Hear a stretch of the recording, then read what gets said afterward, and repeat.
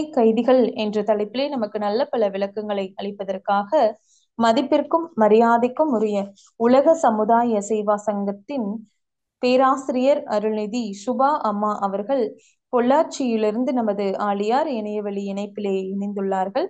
அம்மா அவர்களின் சிந்தனையில் ஆழ்ந்து செல்வதற்கு முன்பாக அம்மா அவர்களை பற்றி ஒரு சிறிய அறிமுகம். மதிப்பிற்கும் மரியாதைக்கும் உரிய உலக சமுதாய சேவா சங்க பேராசிரியர் அருள்நிதி சுபா அம்மா அவர்கள் கடந்த 30 ஆண்டுகளாக மனவளக்கலையில் தங்களை இணைத்துக் கொண்டு சிறப்பாக சேவையாற்றி வருகின்றார்கள். அம்மா அவர்கள் நமது விஷன் கல்வியில் MA முடித்துள்ளார்கள். மேலும் அம்மா அவர்கள் MSc B.Ed முடித்து 20 ஆண்டுகளாக வேதியியலில் ஆசிரியராக 11 மற்றும் 12ஆம் வகுப்புக்கு ஆசிரியராக பணியாற்றி உள்ளார்கள்.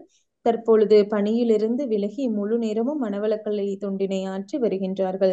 பொள்ளாச்சி அறக்கட்டளையிலும் பல பொறுப்புகளில் சேவை செய்துள்ளார்கள். தற்போது பொள்ளாச்சி மன்றத்திலும் மற்றும் ஆழியார் அறிவுத்திருக்கோயில்களிலும் சிறப்பாக வகுப்புகள் நடத்தி வருகிறார்கள். மேலும் அம்மா அவர்கள் கடந்த ஆண்டு ஞானாசிரியர் விருது பெற்றுள்ளார்கள். இத்தகைய பல்வேறு சிறப்புகளுடைய அம்மா அவர்களை சூழ்நிலை கைதிகள் என்ற தலைப்பிலே நமக்கு நல்ல பல விளக்கங்களை அளிக்குமாறு உங்கள் அனைவரின் சார்பாக அம்மா அவர்களை வாழ்க வளமுடன் என்று வாழ்த்தி வணங்கி வரவேற்கிறோம். வாழ்க வளமுடன் அம்மா, வாழ்க வளமுடன். வாழ்க வளமுடன், வாழ்க வளமுடன், வாழ்க வளமுடன், வாழ்க வளமுடன்மா. கேக்குதாப்பா? கேக்குதுங்கம்மா, கேக்குதா? கேக்குதுங்க. வாழ்க வளமுடன்.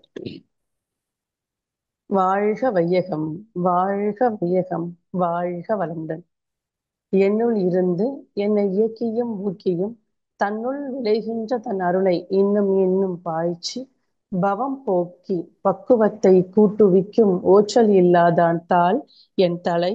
குரு வாழ்க, குருவே துணை, குருவடி சரணம். என் முன் அமர்ந்திருக்கும், என்னோடு இணைந்திருக்கும் இருபால் சிந்தனையாளர்களுக்கும், இந்த நிகழ்ச்சியை சிறப்பாக தொகுத்து வழங்கிக் கொண்டிருக்கும் தொகுப்பாளருக்கும், இந்த நிகழ்ச்சியை சிறப்பாக நடத்தி கொண்டிருக்கும் ஆழியார் IT நிர்வாகத்திற்கும் முதற்கண் எனது வணக்கத்தையும் வாழ்த்தையும் தெரிவித்துக் கொள்கிறேன். வாழ்க வளமுடன், வாழ்க வளமுடன்.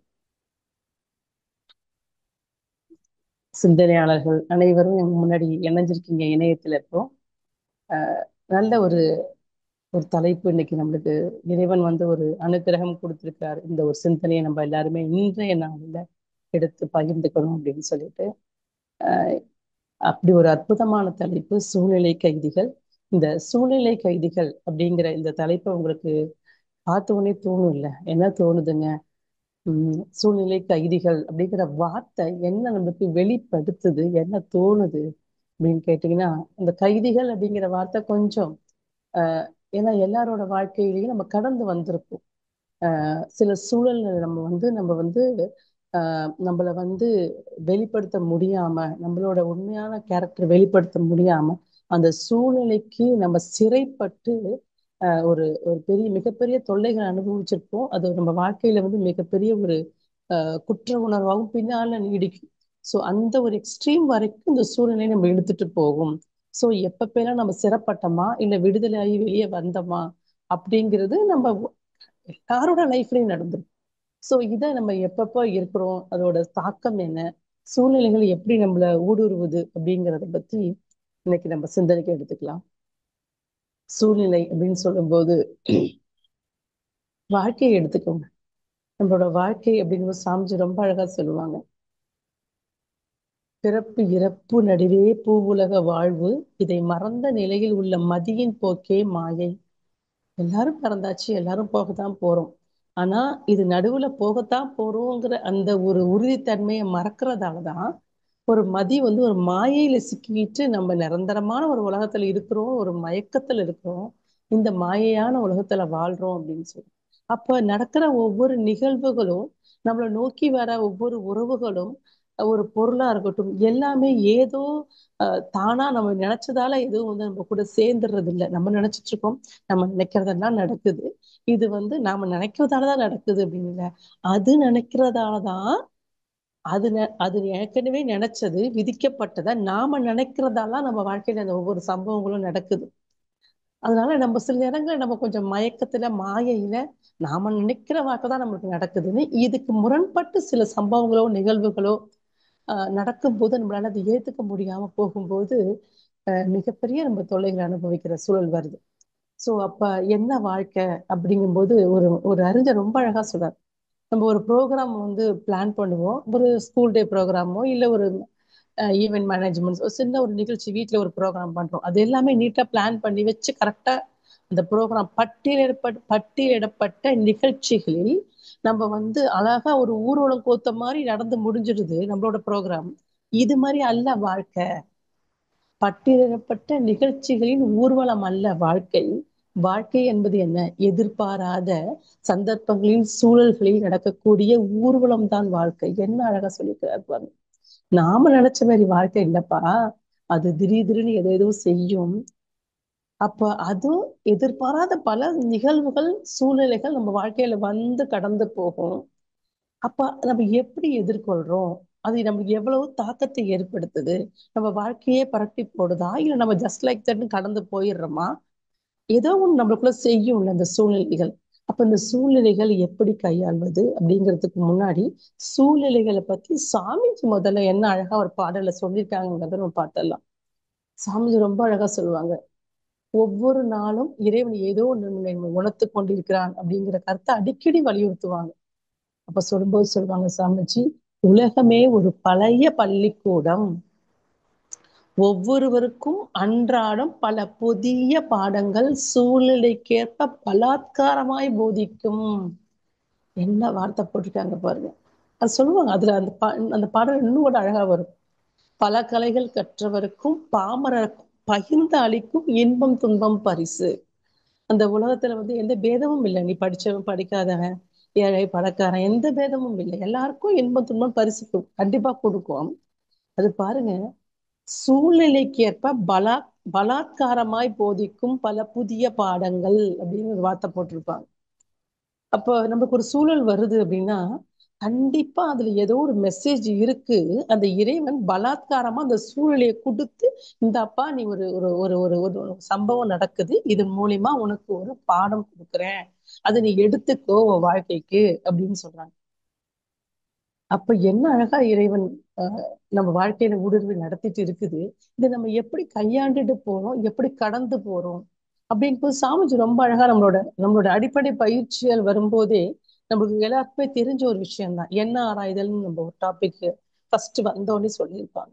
அதுல ஒரு 6 காரணங்களால எண்ணம் எழுகிறதுங்கிறதை நம்மளுக்கு அழகா எக்ஸ்பிளைன் பண்ணியிருப்பாங்க. தேவை பழக்கம் அது எல்லாருக்கும் தெரியும். அதுல பாத்தீங்கன்னா தேவை பழக்கம் சூழ்நிலைன்னு சொல்லி 3வது அப்ப வரும். அந்த சூழ்நிலைன்னு ஒரு பாயிண்ட் வரும். சூழ்நிலையால் வரும் எண்ணங்கள். அப்ப சூழ்நிலையால் நம்மளுக்கு கண்டிப்பா எல்லாரோட வாழ்க்கையிலையுமே நம்ம எந்த சூழ்நிலை இருக்கோமோ அதை பொறுத்து நம்ம எண்ணங்கள் தோன்றும், அது தெரியும். ஆனா அதை தோன்ற எண்ணங்கள் நம்ம எப்படி கையாளுகிறோம் அப்படிங்கிறது இருக்குது. அப்ப சாமிஜி ரொம்ப அழகா சொல்லியிருப்பாங்க. நம்ம நம்மளுக்கு ஒரு வெளியே போறோம், கடத்தல் போறோம், அந்த நம்மளுக்கு விரும்பிய ஒரு உணவும் கடந்து போகும்போது நம்மள அறியாமலே தோணும் சாப்பிடணும். இப்போ உனக்கு தேவை இருக்கா, உனக்கு பசிக்குதா, இல்ல உனக்கு அடிக்கடி சாப்பிட்ட பழக்கமானு, எப்பயுமே அந்த நேரத்துல சாப்பிட்ட பழக்கமா, அதுவும் இல்லை. ஆனா ஏன் தோணுதுன்னா அந்த சூழலை ஏற்கனவே சாப்பிட்டிருப்போம். அந்த கடந்து போகும்போது ஒரு நறுமணம் வரும்போது நம்மள அறியாம தூண்டிடும். நம்மள கண்டிப்பா போய் எதையோ ஒண்ணு பஜ்ஜியோ புரோட்டாவோ ஏதோ ஒண்ணு நமக்கு பிடிச்ச ஒரு உணவகத்தை கடக்கும்போது தூண்டும். சோ இது தூண்டுறது சகஜம் தானே, அதை நம்ம அப்போ ஈஸியா ஃபுல்ஃபில் பண்ணிடுவோம், அந்த நேரத்துக்கு ஃபுல்ஃபில் பண்ணிடுவோம். அது அது மட்டும் தானா அப்படி, அது மட்டும் அல்ல சூழ்நிலையால் வரும் எண்ணம். இன்னும் அதை தாண்டி ரொம்ப அழகா சாமி சொல்லியிருப்பாங்க, இது நல்லதும் பண்ணும் கெடுதலும் பண்ணும். நல்லது என்னென்ன பண்ணுது அப்படின்னு கேட்டா நல்ல விஷயம் இருக்குது. இப்ப நீ உணவகங்கிறது சாதாரண விஷயம், சாப்பிடுறது சாப்பாடு நம்மளோட இப்போ கையில உள்ள பணத்து நிலவரத்தை பொறுத்தையும் நம்மளோட உடம்போட கண்டிஷனை பொறுத்து, உடம்போட கண்டிஷனை பொறுத்து முடிவெடுத்துக்கலாம். ஆனா அடுத்தது பாருங்க, நல்லதும் பண்ணணும் தீயதும் பண்ணும் அப்படின்னா எப்படி நல்லதும் தீயதும் இந்த சூழ்நிலை வரும் எண்ணம் பாதிக்குது. ரொம்ப அக்கா சொல்லியிருப்பாங்க, நம்ம ஒரு பீச்சுக்கு போறோம், நம்ம சும்மா காத்து வாங்கிட்டு வர்றோம்னு போயிருப்போம். ஆனா அங்க போன பிறகு பார்த்தா அங்க ஒரு சொற்பொழிவு நடக்குது அப்படின்னா அதோட சொற்பொழிவு சில வார்த்தைகள் நம்ம காதுல டச் பண்ணும்போது ஆட்டோமேட்டிக்கா நல்லா இருக்கே நம்ம கேட்கலாமான்னு போய் தோன்றும். உட்காந்து கேட்போம். நம்மள அறியாம நம்ம ஆன்மா அது இப்ப இது சூழ்நிலையால் வரும் எண்ணம் கண்டிப்பா கெடுதல் இல்லை. நம்ம ஆன்மாவை தூய்மை செய்யும் உள்ள காது வழியாக புலன்கள் வழியாக நம்மளுக்கு நோக்கி வந்தடையும் ஒரு அற்புதமான சூழல் கண்டிப்பா வாழ்க்கையில நிறைய மாற்றத்தை ஏற்படுத்தும். இதே மாதிரி நம்ம தியானம் பண்ணணும்னு நினைக்கிறோம். ஒரு கூட்டமா இருக்குது. விவேகானந்தர் போறோம் அன்னைக்கு கன்னியாகுமரியில. எல்லாருமே தியானம் பண்றோம் அங்க போய். நம்ம நம்ம எல்லாருமே தியானம் தெரிஞ்சவங்க. நிறைய புதியவர்கள் வர்றாங்க. எல்லாரும் தியானத்தை பத்தி ஒண்ணுமே தெரியாது. ஆனா கூட கண்ணை மூடி உட்காரணும். எல்லாரும் நானும் உட்காரு. அப்ப அதுதான் சூழ்நிலையால் வரும் எண்ணம். ஏதோ பண்றாங்க நானும் பண்ணணும் அப்படின்னு ஒரு ஆசை. இது கண்டிப்பா இதுவும் அது இன்னும் அவங்க அதை பத்தி விசாரிச்சு அவங்க தன்னை மேம்படுத்தி கொள்ளும் போது அது மிகப்பெரிய மாற்றத்தை ஏற்படுத்தி கொடுக்கும் அவங்களுக்கு. சில நேரங்கள்ல சாமிஜி ரொம்ப அழகா சொல்லுவாங்க. தீயது என்னன்னு கேட்டா நிறைய தீய பழக்கங்கள், சிகரெட்டோ மது பழக்கமோ இதெல்லாம் பாத்தீங்கன்னா எப்படி வந்ததுன்னா கண்டிப்பா தேவை பழக்கத்துல எல்லாம் வரல. யாரோ ஒரு சூழ்நிலையில வரும்போது நாலாவது ஒரு பையன் இந்தாப்பா நீ சாப்பிடு பரவாயில்ல குடிச்சுப்பாரு ஒரு தடவை ஊதிப்பாரு இப்படி சொல்லி சாமி சொல்லுவாங்க. தர்ம உபதேசம் சொல்லுவாங்க. இந்த மாதிரி சூழ்நிலையால் பல பேருக்கு இன்னைக்கு தீய பழக்கங்கள் வந்திருக்குது அப்படின்னா கண்டிப்பா அது தர்ம உபதேசம் சூழ்நிலையால் வந்த பழக்கம்தான் அது. நிறைய ஆராய்ச்சி பண்ணி சாமிஜி ரொம்ப அழகா அறுதிட்டு சொல்லுவாங்க. இன்னைக்கு எந்த ஒரு மனிதனும் தானா போய் சிகரெட் வாங்கிக்கோ தானா போய் ஒரு ஒரு சாராயத்தை வாங்கி குடிக்கல. ஃபர்ஸ்ட் ஒரு டைம் பழக்கப்படுத்துறதுக்கு கூட உள்ளவன் இந்தா சும்மா நான் ஃப்ரீயா தாங்க தரேன் குடிச்சு பாரு ஃப்ரீயா தான் தரேன் ஊதிப்பாரு அப்படி சொல்லிதான் பண்ணி பழக்கப்படுத்துறாங்க. சூழ்நிலையில் கண்டிப்பாக அந்த பழக்கத்தை ஏற்படுத்தும். சோ என்ன பண்ணணும்? விழிப்பு நிலையில இருக்கணும். அந்த எண்ணம் வரும்போதே அதை கையாள தெரியணும். இது மிகப்பெரிய ஒரு முக்கியமான பாயிண்ட். இந்த பாயிண்ட் இந்த சூழ்நிலையால் வரும் எண்ணங்களை கையாள தெரிய முடியுதா நம்மளுக்குன்னா எல்லா நேரங்களையும் நம்ம எண்ணம் ஆராய்தல் ப்ராப்பரா இருக்கிறோமா கேட்டா கண்டிப்பா நிறைய நேரங்களில் நம்ம சறுக்குருவோம். அப்ப அந்த சூழ்நிலை என்ன பண்ணுது அப்படின்னு கேட்டா சாமி சொன்ன மாதிரி சூழ்நிலை பலாத்காரமாய் பாடத்தை போதிக்கும் அப்படின்னா பலாத்காரமாய் கொடுக்கக்கூடிய பாடங்களை கிரகிக்கிறதுக்கு நம்ம மனசு கொஞ்சம் தெளிவா இருக்கும். இது மயக்கமான நிலையில இருந்தாலோ இல்ல விழிப்பற்ற நிலையில இருந்தாலோ இது ஆட்டோமேட்டிக்கா போய் அங்க லாக் ஆக தான் செய்யும். சின்ன சின்ன விஷயங்களை நம்ம பார்த்துருப்போம். சூழ்நிலைகள் அப்படின்னு சொல்லும்போது பாத்தீங்கன்னா இன்னைக்கு நம்ம சாதாரணமா ஒரு ஒரு நம்மளோட வாழ்க்கையில நம்மளோட உணர்ச்சிகளோட நம்மளோட சுக துக்கங்களை நிர்ணயிக்கிறதே சூழ்நிலையா தான் இருக்கு. இப்போ ஒரு கல்யாணம் காட்சி ஒரு காது குத்து ஏதோ ஒரு வீட்டுல ஒரு உறவுகள் ஒரு ஒரு ஒரு கொண்டாட்டம் வருது அப்படின்னா நம்ம எல்லாரும் போறோம் உறவுகள் எல்லாம் கூடுறோம். பல நண்பர்களை பாக்குறோம். ஒரு பழைய நினைவுகளை அசைப்போடுறோம். ஒரு சந்தோஷம் பெருக்கெடுக்கும். இது நிரந்தரமா இல்ல அன்றாட அன்னைக்கு ஒரு நாள் நடக்கிற ஒரு சந்தோஷத்தை கண்டிப்பா கொடுக்கும் இந்த சூழல். அதே மாதிரி ஒரு துக்க வீட்டுக்கு போறோம். துக்க வீட்டுக்கு போயிட்டு நம்ம கண்டிப்பா யாரும் சிரிச்சுட்டு இருக்க மாட்டோம். அங்க ஒரு ஒரு வருத்தமான ஒரு அலை இயக்கம் அங்க இருக்கும். கண்டிப்பா ஒரு நெகட்டிவ் வைப்ரேஷன் இருக்கும். நம்ம நம்ம ஒண்ணும் பேசாம அமைதியா உட்கார்ந்துட்டு வீட்டுக்கு வந்தா கூட அன்று நாள் முழுவதும் நம்மளுக்கு அந்த சூழல் ஒரு தாக்கத்தை ஏற்படுத்திருக்கும். அந்த ஒரு நாள் மட்டும் ஏதோ வாழ்க்கையே விரக்தியான மாதிரி என்னடா வாழ்க்கை இன்னைக்கு தெரிஞ்சவன் இன்னைக்கு இல்லையே டைலாக்லாம் நிறைய பேசுவோம். சோ இது அது ஒரு நாள் மட்டும் இது தற்காலிகமானது. ஆனா சில நேரங்கள்ல சில சூழ்நிலைகள் என்ன பண்ணும்னா விரக்தியும் சலிப்பும் ஏற்படுத்தும். அதை நம்ம கவனிச்சு பார்த்தா தெரியும். அது எப்படின்னா ஒரு குடும்பத்திலயோ இல்ல தொழிலையோ இல்ல உறவுகளையோ சில சூழ்நிலைகள் அப்படியே இருந்துகிட்டே இருக்கும். ஒரு மகன் இப்படி இருக்கிறாரு மக இப்படி இருக்கிறா இல்ல என்னோட தொழில் இப்படி இருக்குது அப்படின்னு சில சூழ்நிலைகள் அப்படியே நம்ம கண் பார்வைக்கு இருந்துட்டே இருக்கிற மாதிரி இருக்கும். அன்றாட இதை மாத்த முடியலையே நம்மளால மாற்ற இயலவில்லையே இந்த சூழ்நிலையில் நான் எப்படி வாழ்றேன் இந்த சூழ்நிலை தான் நம்ம வாழணுமா அப்படிங்கிற விரக்தி சலிப்பு இப்ப இது எல்லாமே வாழ்க்கை மேல ஒரு பிடிப்பே இல்லாம பண்ணிரும். ஆக்சுவலா இது எல்லாமே தெரிந்த சூழ்நிலைகள். நமக்கு தெரியும் தான் சூழ்நிலைங்கிறது தெரியுது. அன்றாட அதே சூழ்நிலை தான் மாற்ற முடியல. இப்ப இதுல சலிப்போடும் விரக்தியோடும் வாழலாமா அப்படின்னு கேட்டா எல்லாருக்கும் கொஞ்சம் ஓரமா இருந்துகிட்டே இருக்கும். அப்ப சாமிஜி சொல்றது என்னதுன்னா கண்டிப்பா அந்த கொஞ்சம் சிந்தனை ஆற்றல் உள்ள நம்ம எல்லாருமே சிந்தனை ஆற்றல் உள்ளவர்கள். அப்ப நம்ம வாழ்க்கையில அந்த சூழல்ல அந்த காலகட்டத்துல வரக்கூடிய அந்த சூழலை நம்ம என்ன பண்ண முடியும் அப்படின்னா மாற்ற முடியல என்னால அப்படின்னு தெரிஞ்சு போச்சுன்னா முதல்ல தற்சோதனை பண்ணணும். இந்த சூழல்ல நான் எப்படி வாழ பழகிக்கணும் அப்படிங்கிறத கொஞ்சம் சிந்திக்க ஆரம்பிக்கணும். இந்த சூழலோட அஹ் இதுல என்னென்ன என்னோட பங்களிப்பு என்ன, இதுல நான் ஏன் விரக்தி ஆகுறேன் நான் ஏன் வெறுப்பாகிறேன் நான் ஏன் எரிச்சல் படுறேன் அப்படிங்கிறத கொஞ்சம் தற்சோதனை பண்ணி பார்த்தோம்னா ஒரு தெளிவு கிடைக்கும். சில நேரங்கள பாத்தீங்கன்னா சூழ்நிலைகள் ஒரே மாதிரி இருக்கும். அத அணுகுற அணுகுமுறை மாறிப்போம். ஒரு கிராமத்துல பாத்தீங்கன்னா அங்க ஒரு பெரிய ஒரு ஒரு அரக்கன் இருக்கிறான். அப்போ அந்த அரக்கன் வந்து அந்த காடு வழியா கடந்து போற ஒவ்வொருத்தரையும் கொண்டு மாலையா போடுறான் புத்தர் காலத்துல. அப்போ எல்லாரும் பயப்படுறாங்க அந்த காட்டை கடந்து போறது. இது எல்லாருக்கும் உண்டான ஒரு சூழ்நிலை. அந்த காடை கடந்து போனா அந்த அரக்கன் கொன்றுவான். அவன் என்ன பண்ணா கட்டை வரல கட் பண்ணி மாலையா போட்டுருவான். இது எல்லாருக்கும் உண்டான ஒரு சூழ்நிலை. ஆனா புத்தர் என்ற தெளிவான ஒரு மகான் அந்த சூழ்நிலை எப்படி பார்க்கிறாருன்னா தனக்குரிய வாய்ப்பாக பார்க்கிறார். தனக்குரிய வாய்ப்பாக அந்த பிரச்சனையையும் சூழ்நிலையும் பார்க்கிறார். ஓ, இப்ப இங்க எல்லாம் சொல்றாங்க போகாதீங்க துறவியே, நீங்க அங்க போனீங்கன்னா அந்த அரக்கன் வந்து உங்களையும் கொன்று விடுவான். அவன் பேரு வந்து அங்குலி மாலன் அப்படின்னு சொல்லுவாங்க. அங்குலி மாலன், அங்குலி அப்படின்னா விரல். அந்த விரலை வந்து மாலையா போறதால அதுக்கு அங்குலி மாலன் பேர். அப்போ அவன் ஏற்கனவே வந்து 999 பேர் கொண்டுட்டு 1000ஆவது உங்களை எடுத்துருவான், நீங்க போகாதீங்க. அப்ப பயப்படல அவரு. இந்த சூழ்நிலையை எனக்கு உண்டான வாய்ப்பா நான் பயன்படுத்திக்கிறேன்னு சொல்லி உள்ள போவாரு. அவரோட பேச்சும் அவருடைய அணுகுமுறையும் அந்த அரக்கனை மாத்திருக்கும். இப்ப என்ன எதுனா அந்த பார்வையில் ஒரே சூழல் எப்படி நம்ம தெளிவா அதை அணுகுறோம் அப்படிங்கிறது யாரால முடியும்னா தெளிவான சிந்தனை உள்ளவர்களுக்கு முடியும்.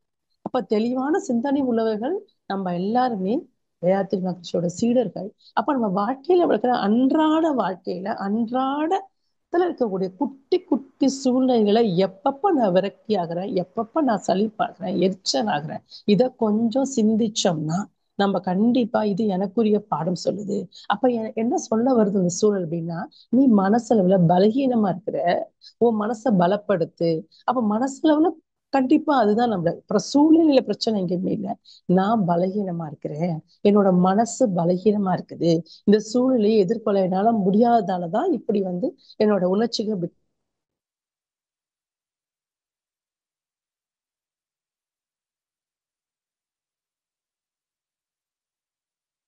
இது ஒரு கேட்டகரி வச்சுக்கோங்க.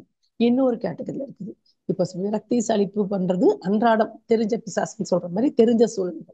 இன்னொரு கேட்டகரியில இருந்ததுங்க என்ன மாதிரின்னா தெரியாத எதிர்பார்க்காத கொஞ்சம் கூட எதிர்பார்க்காத சடனா நடக்கக்கூடிய சில நிகழ்வுகள் இருக்கும். அதுவும் சூழ்நிலை தான்.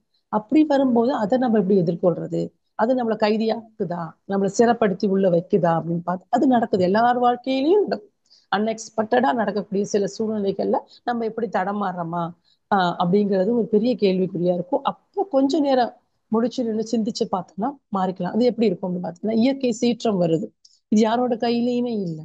புயலாகட்டும், வெள்ளம் ஆகட்டும், சுனாமி ஆகட்டும், நிலநடுக்கமாகட்டும், வாழ்க்கையே மாத்திவிடும் சில சூழ்நிலைகள். இப்ப இது யாரை நம்ம நொந்து கொள்ள முடியும் சொல்லுங்க? இயற்கையை நொந்து கொள்ள முடியுமா? எத்தனை பேர் இன்னைக்கு, எத்தனை பேர் வந்து எத்தனை இழப்புகள் இதெல்லாம் விடுங்க. ரொம்ப இந்த தலைப்புக்கு ரொம்ப பொருத்தமான ஒரு வார்த்தை கோவிட் சுச்சுவேஷன். நம்ம எல்லாருமே அனுபவிச்சோம். ஒரு 2 வருஷம் ஒரு வாழ்க்கை வாழ்ந்தோம். ஹவுஸ் அரெஸ்ட் அப்படிங்கிற மாதிரி வீட்டுக்குள்ளே அடப்பட்டு சிறைப்பட்டு கைதி மாதிரி கிடந்தோம் எல்லாருமே. அந்த கோவிட் சுச்சுவேஷன் யார் உருவாக்குனது? இயற்கை உருவாக்குனது. அப்ப நமக்குள்ள ஒரு பயம், பதட்டம், அச்சம் எல்லாமே நம்ம வாழ்க்கையில எவ்வளவு ஒரு விரக்தி மனப்பான்மை, என்னடா வாழ்க்கை இப்படியே போயிருமோ அப்படிங்கிற ஒரு சலிப்பான மனநிலை எல்லாமே நம்மளுக்கு ஏற்படுத்தி கொடுத்துச்சு. அப்ப இந்த சூழ்நிலையை டெக்னாலஜிங்கிற ஒண்ணு வந்துதான் நம்மளை மீட்டெடுத்தது.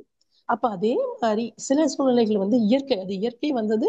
டெக்னாலஜி மூலமா நம்மளுக்கு மனிதனோட ஆற்றல் வந்து அதை மாத்த முடிஞ்சது நம்மளால. அதே மாதிரி சில சூழ்நிலைகள் நமக்கு மிகப்பெரிய இழப்புகள் அமையும் போது அதை மாற்ற முடியுமா? சில நேரங்களில் உறுப்புகளை இழக்கலாம். அது சில நேரங்களில் இயற்கை மூலமாகவும் வரலாம். இயற்கை மனிதன் மூலமாக திடீரென்று நடத்தப்படும் ஒரு விபத்துக்கள் எடுத்துக்கோங்க. தற்செயலா நடத்தப்படும் விபத்துக்கள்ல எத்தனை உறுப்புகளை இழக்கிறோம், உயிரே கூட இழக்கிறோம். அப்ப இந்த மாதிரி சூழ்நிலையில நம்ம எப்படி அதை கையாளுறதுன்னா அது யாரை நொந்துக்க முடியும் அப்படின்னு பாத்தீங்கன்னா கோவிட் வாழ்க்கையை எடுத்து கொஞ்சம் உதாரணமா வச்சு பார்த்தாலே நமக்கு தெரியும். அத்தனை பேரும் இறந்து போனார்களா? அத்தனை பேரும் நோய்வாய்ப்பட்டார்களா?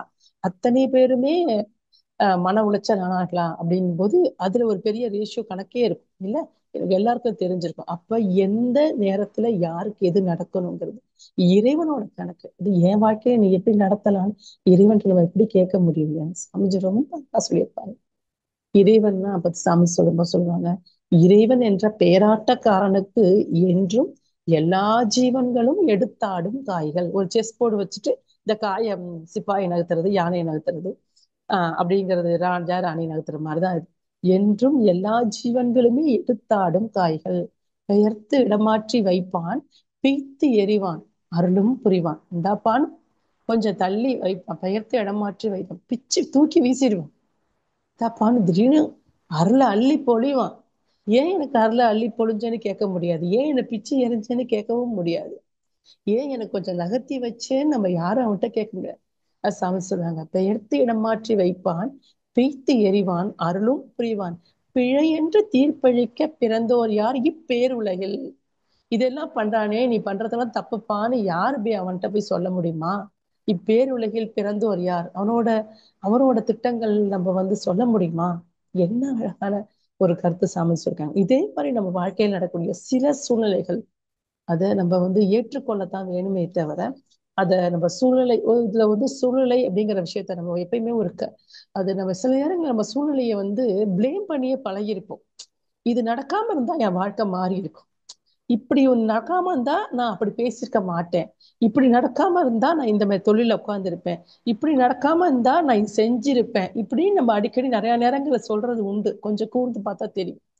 இது நடக்காம இருந்தா, இது செய்யாம இருந்தா அப்படிங்கறதெல்லாம் கிடையாதுங்க. அது நடந்துருச்சு, இது செஞ்சாச்சு. அப்ப நம்ம எப்படி அப்ப நான் அதை ஏத்துக்கதான் செய்யணும்.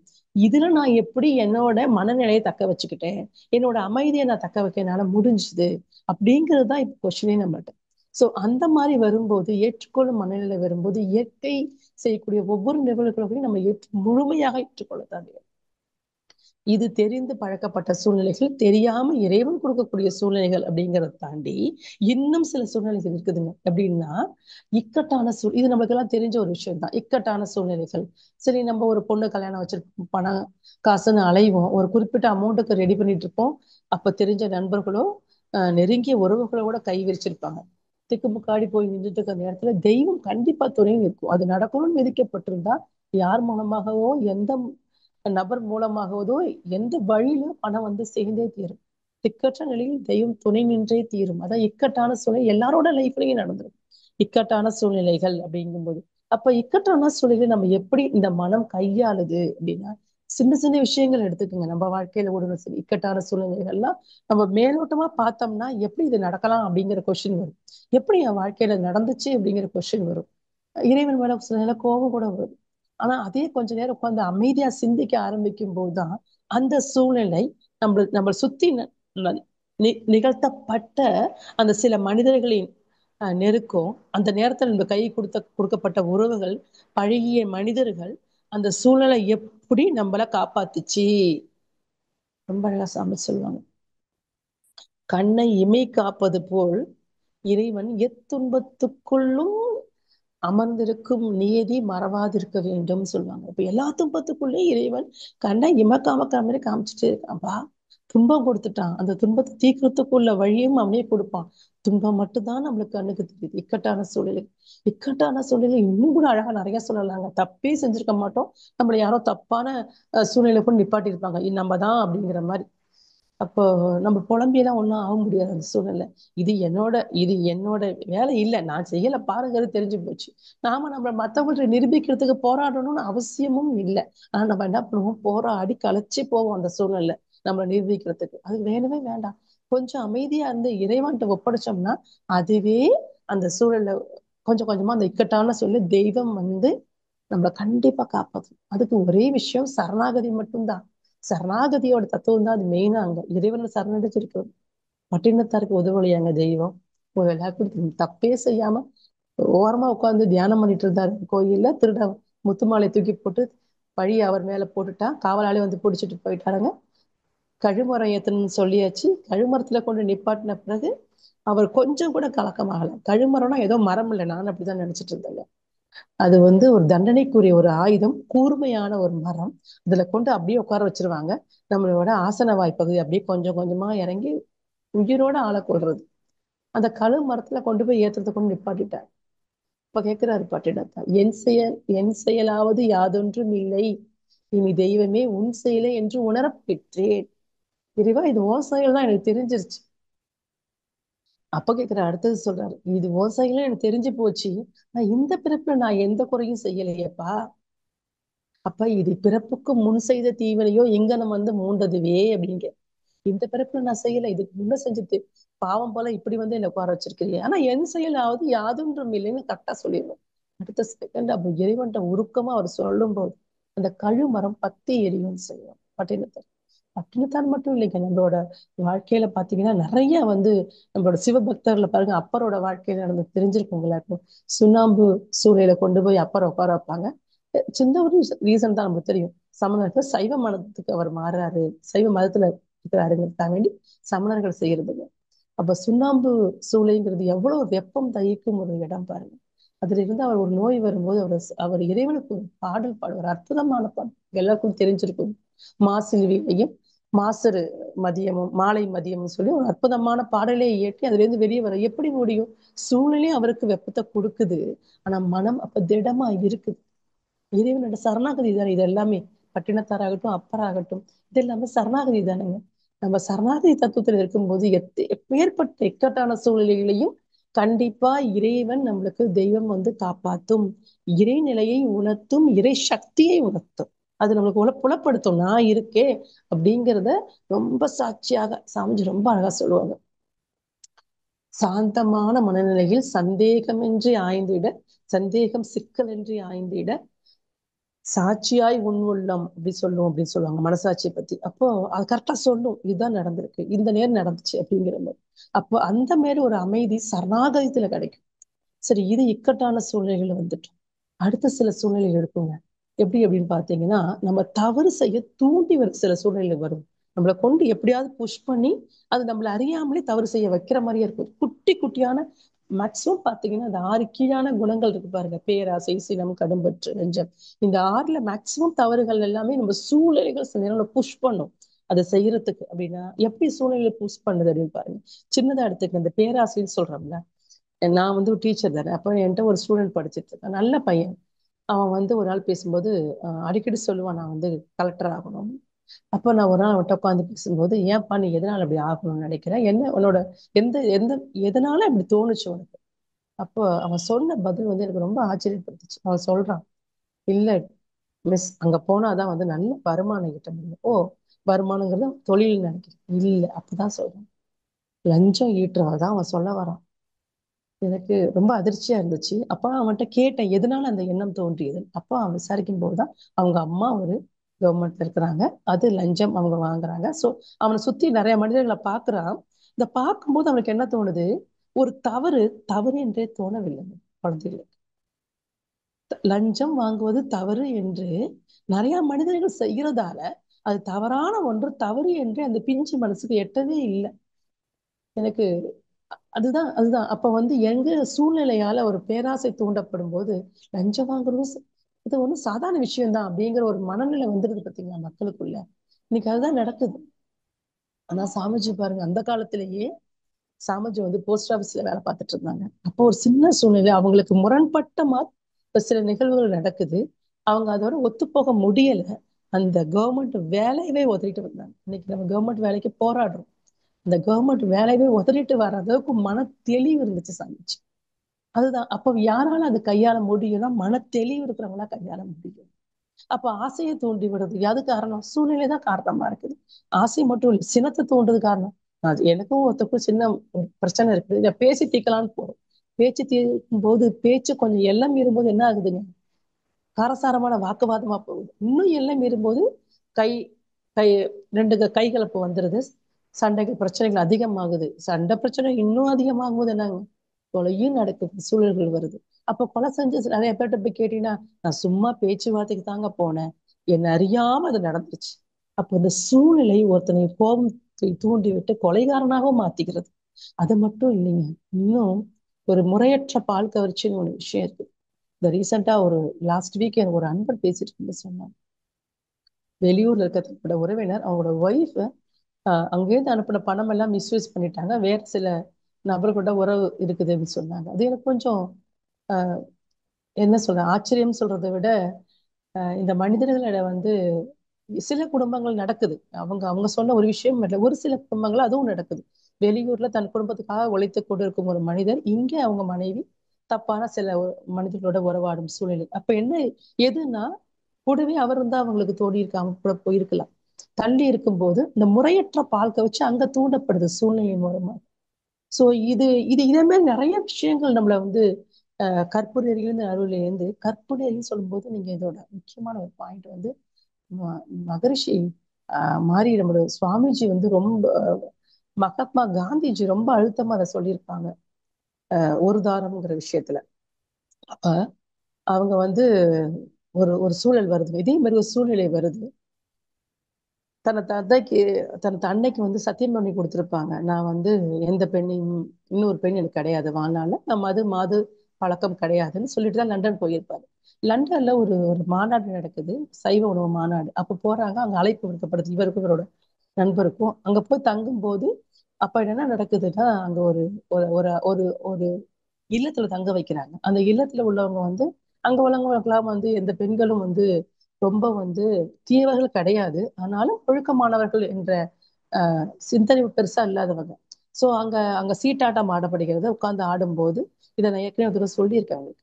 சீட்டாட்டம் ஆடும்போது அங்க முறை தீவிரி சில வார்த்தைகள், ஒரு ஆபாசமான வார்த்தைகள் பகிரப்படுகிறது. அப்ப எல்லாரும் அதை பேசி சிரிச்சு கேலியா கிண்டலா பேசிக்கிறாங்க. அப்ப இவரும் பேசுறாரு. அப்போ அந்த பேச்சு ஒரு எல்லை மீறி போகும்போதுதான் இது எல்லை மீறி போகுது. அந்த சூழல் வந்து இவருக்கு எல்லை மீறி போய் அவரே சொல்றாரு, என்னோட உணர்வுகளை தூண்டுச்சு அப்படிங்கிறார். ஃபர்ஸ்ட் டைம் என்னோட மனைவி அல்லாத ஒரு பெண்ணிடம் என் உணர்வுகள் தூண்டப்பட்டது. அப்ப இந்த உணர்வு தூண்டுது அந்த சூழ்நிலை தான் காரணம். அப்ப அந்த சூழ்நிலை காரணத்துல அவர் பாருங்க ரொம்ப தெய்வத்தை வழிபடுறவரு. நல்லா கவனிச்சு பாத்தீங்கன்னா ஒரு இக்கட்டான சூழ்நிலை, மிகப்பெரிய ஒரு தவறு இழைக்க போறோம்னு நம்மளுக்கு வந்து ஒரு சூழ்நிலையை புஷ் பண்ணி தள்ளும் போது தெய்வம் நம்மளை காப்பாத்தி தடுத்து காப்பாத்தி விட்டு, அப்ப பக்கத்துல உட்கார்ந்துருக்க ஒரு சகா சொல்றாரு, உனக்கு எங்கிருந்து வந்தது இந்த பிசாசு வந்து ஒட்டி கொண்டது, இங்கிருந்து நீ ஓடிவிடு. ரெண்டே வார்த்தை தான், எங்கிருந்து இந்த பிசாசு வந்து ஒட்டி கொண்டது, இங்கிருந்து நீ கிளம்பி விடுவது. உடனே கைகாலாம் நடுங்குது. கடகடன்னு ஏஞ்சி வெளியே வந்துடுறது, ஊரை விட்டே போயிடணும்னு தோணுது. எப்படி நம்ம நடந்துகிட்டோம், எது நம்ம நோக்கி தள்ளுச்சு. அப்ப சில நேரம் சில விஷயங்கள், சில உணர்வுகள் நம்ம ஏதோ தவறு நோக்கி தள்ளி விடும், புஷ் பண்ணும். ஆனா நம்ம ஒரு ஆழமான ஒரு சங்கல்பத்துல நம்ம எல்லாம் தவம் பண்ணிட்டு இருக்கிறோம். நம்மள கண்டிப்பா ஒரு சூழலை தள்ளினா கூட தவம் பண்ற நம்மள போன யோகிகளுக்கு கண்டிப்பா அந்த உள்ள இருக்கிற ஆத்மாவின் சக்தி, ஆத்மா பலம் அதை அப்படியே பிடிச்சி தள்ளி வெளியே தள்ளி எடுத்துட்டு வருது. அப்ப காப்பாத்தும், தெய்வம் காப்பாத்தும். சோ அந்த தெய்வ சக்தியின் பிடிப்பு அதிகமாக இருக்கும் போதுதான் தெய்வ சக்தி காப்பாத்தி வெளியே கொண்டு வரும். இல்ல மனதோட சலனம் சஞ்சலம் அதிகமா இருந்ததுன்னா மனசு கொண்டு குப்பையில தள்ளி விட்டுரும். சோ இது மாதிரி சில சூழ்நிலைகள் தவறுகளை நோக்கி தள்ளி கொண்டே இருக்கும். எல்லா விதமான தவறுகளும் எங்க நடக்குதுன்னா குட்டி குட்டியான சூழ்நிலைகளை கொண்டு நம்ம புஷ் பண்ணி விடுறதுதான். இன்னும் அடுத்த கட்டமான சூழ்நிலைக்கு இருக்குதுங்க, வாழ்க்கையே புரட்டி போடக்கூடிய சூழ்நிலைகள் சொல்லுவோம். வாழ்க்கையே புரட்டி போடுமா? ஆமா, வாழ்க்கையே புரட்டி போடும். வாழ்க்கையை எப்படி புரட்டி போடும்னா அந்த சூழ்நிலை குட்டி குட்டியா இது வரைக்கும் பார்த்த சூழ்நிலை எல்லாம் கிடையாதுங்க. அது ஒரு எப்படின்னா சில நம்ம வாழ்க்கையில வந்து நம்ம ஒரு கொள்கையோட ஒரு கோட்பாடோட வாழ்ந்துட்டு இருப்போம். சில இடத்துக்கு போவோம், அங்க வந்து பேசுற பேச்சுக்கள் நம்ம கொள்கைக்கு உடன்படாது இருக்கும். ஆனா அங்க நடக்கிற சில நிகழ்வுகளும் நம்மளுக்கு பிடித்தமில்லாதான் இருக்கும். ஆனா அதை நம்ம தடுக்க மாட்டோம். அதாவது பேசி எதுக்கு நம்ம அப்படிங்கிற மாதிரி கொஞ்சம் சைலண்டா அமைதியா வந்துருவோம் சில இடங்கள்ல. அமைதியா வர்றது வந்து நம்மளுக்கு முரண்பட்ட பேச்சோட என்ன பிரச்சனை இல்லை, அங்க ஒரு செயலும் நடக்குது.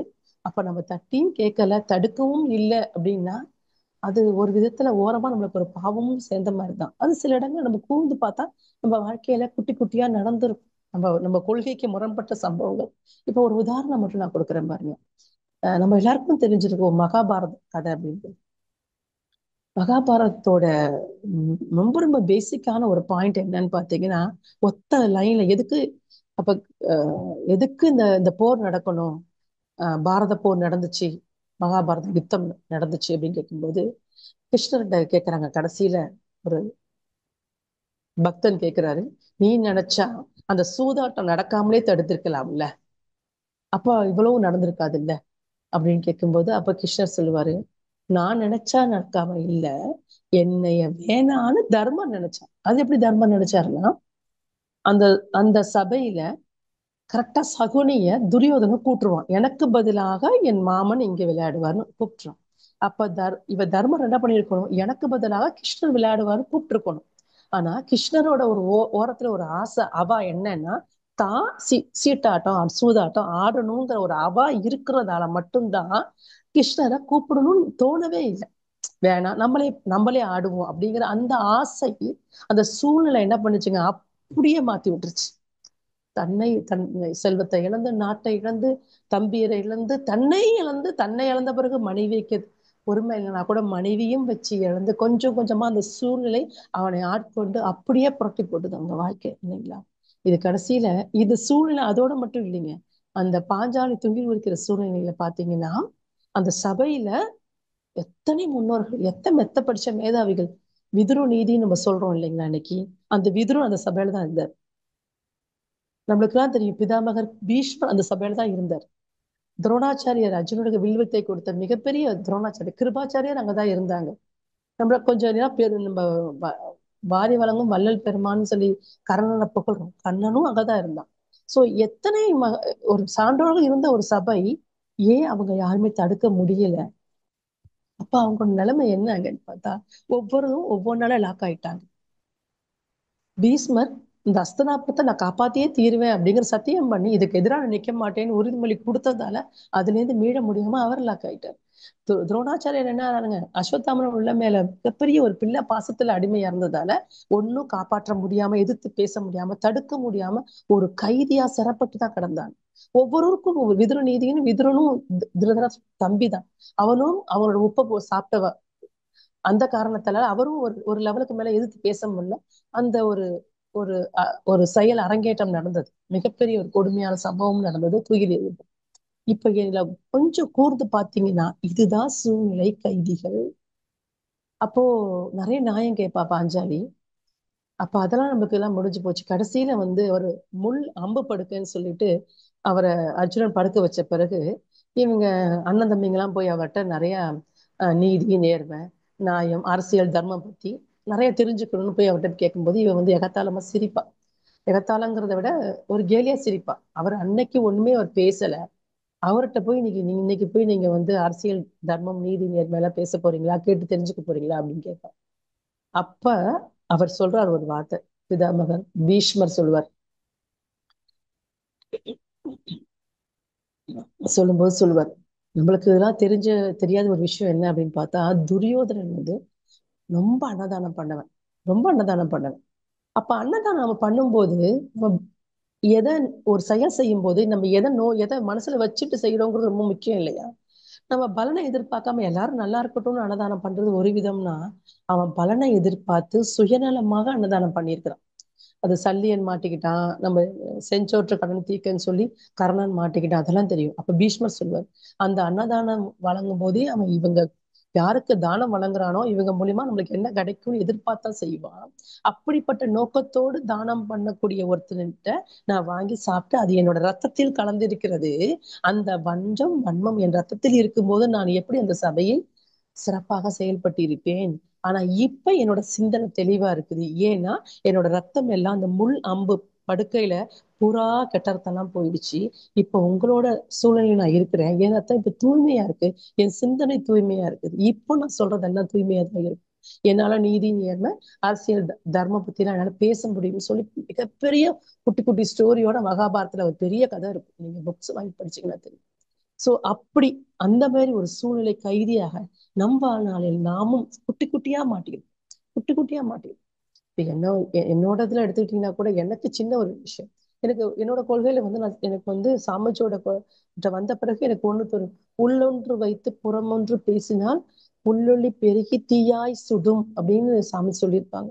இந்த வார்த்தை எனக்கு ரொம்ப ஸ்ட்ராங்கா மனசுல பதிச்சு. அப்ப நான் பொய் சொல்லக்கூடாதுன்னு ஒரு ஒரு கோட்பாடோட வாழ்ந்துட்டு இருந்தேன். பட் நான் டீச்சரா இருக்கும்போது எனக்கு நியாயமான ஒரு உடம்பு சரியில்லையோ இல்ல ஒரு இக்கட்டான சூழ்நிலை வரும்போது ஒரு லீவு கேட்க போகும்போது உண்மையான காரணத்தை சொல்லி கேட்டா கொடுக்க மாட்டாங்க ஸ்கூல்ல லீவ்.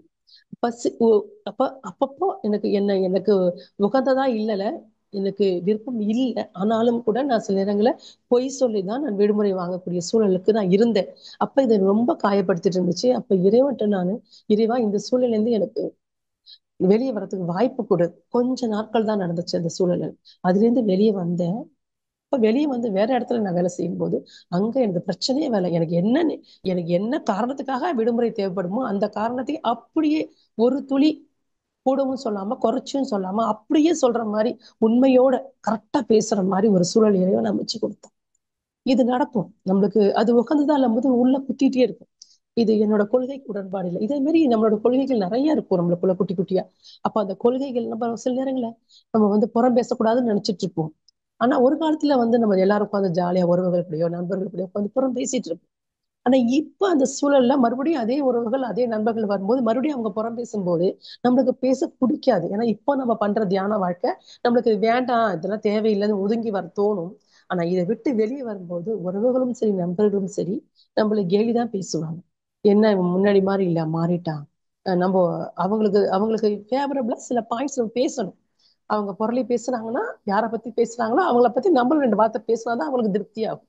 அவங்கள திருப்திப்படுத்த நாம ரெண்டு வார்த்தை நம்மளுக்கு முரண்பட்டு பேசும்போது கண்டிப்பாக நம்மளுக்கு மிகப்பெரிய ஒரு உறுத்தல் வீட்டுக்கு வந்துட்டே இருக்கும். சோ அது தேவையா அப்படின்னு கேட்டா கொஞ்சம் ஸ்டபனாவே முடிவெடுத்துக்கலாம். எப்படின்னா இல்ல இல்லைன்னா எப்படின்னா வேண்டாம், இவங்களை திருப்திப்படுத்த நான் என்னோட குணத்திலேருந்து விலகி பேசணும்னு அவசியம் இல்லை. நண்பர்களோ உறவினர்களோ நான் ஏன் இயல்புல இப்ப நான் மாறிட்டேன். அது அவங்களுக்கு நிரூபிக்கணும்னு அவசியமும் இல்லை. நான் ஏன் இயல்புல நான் அப்படியே இருந்துக்கிறேன்.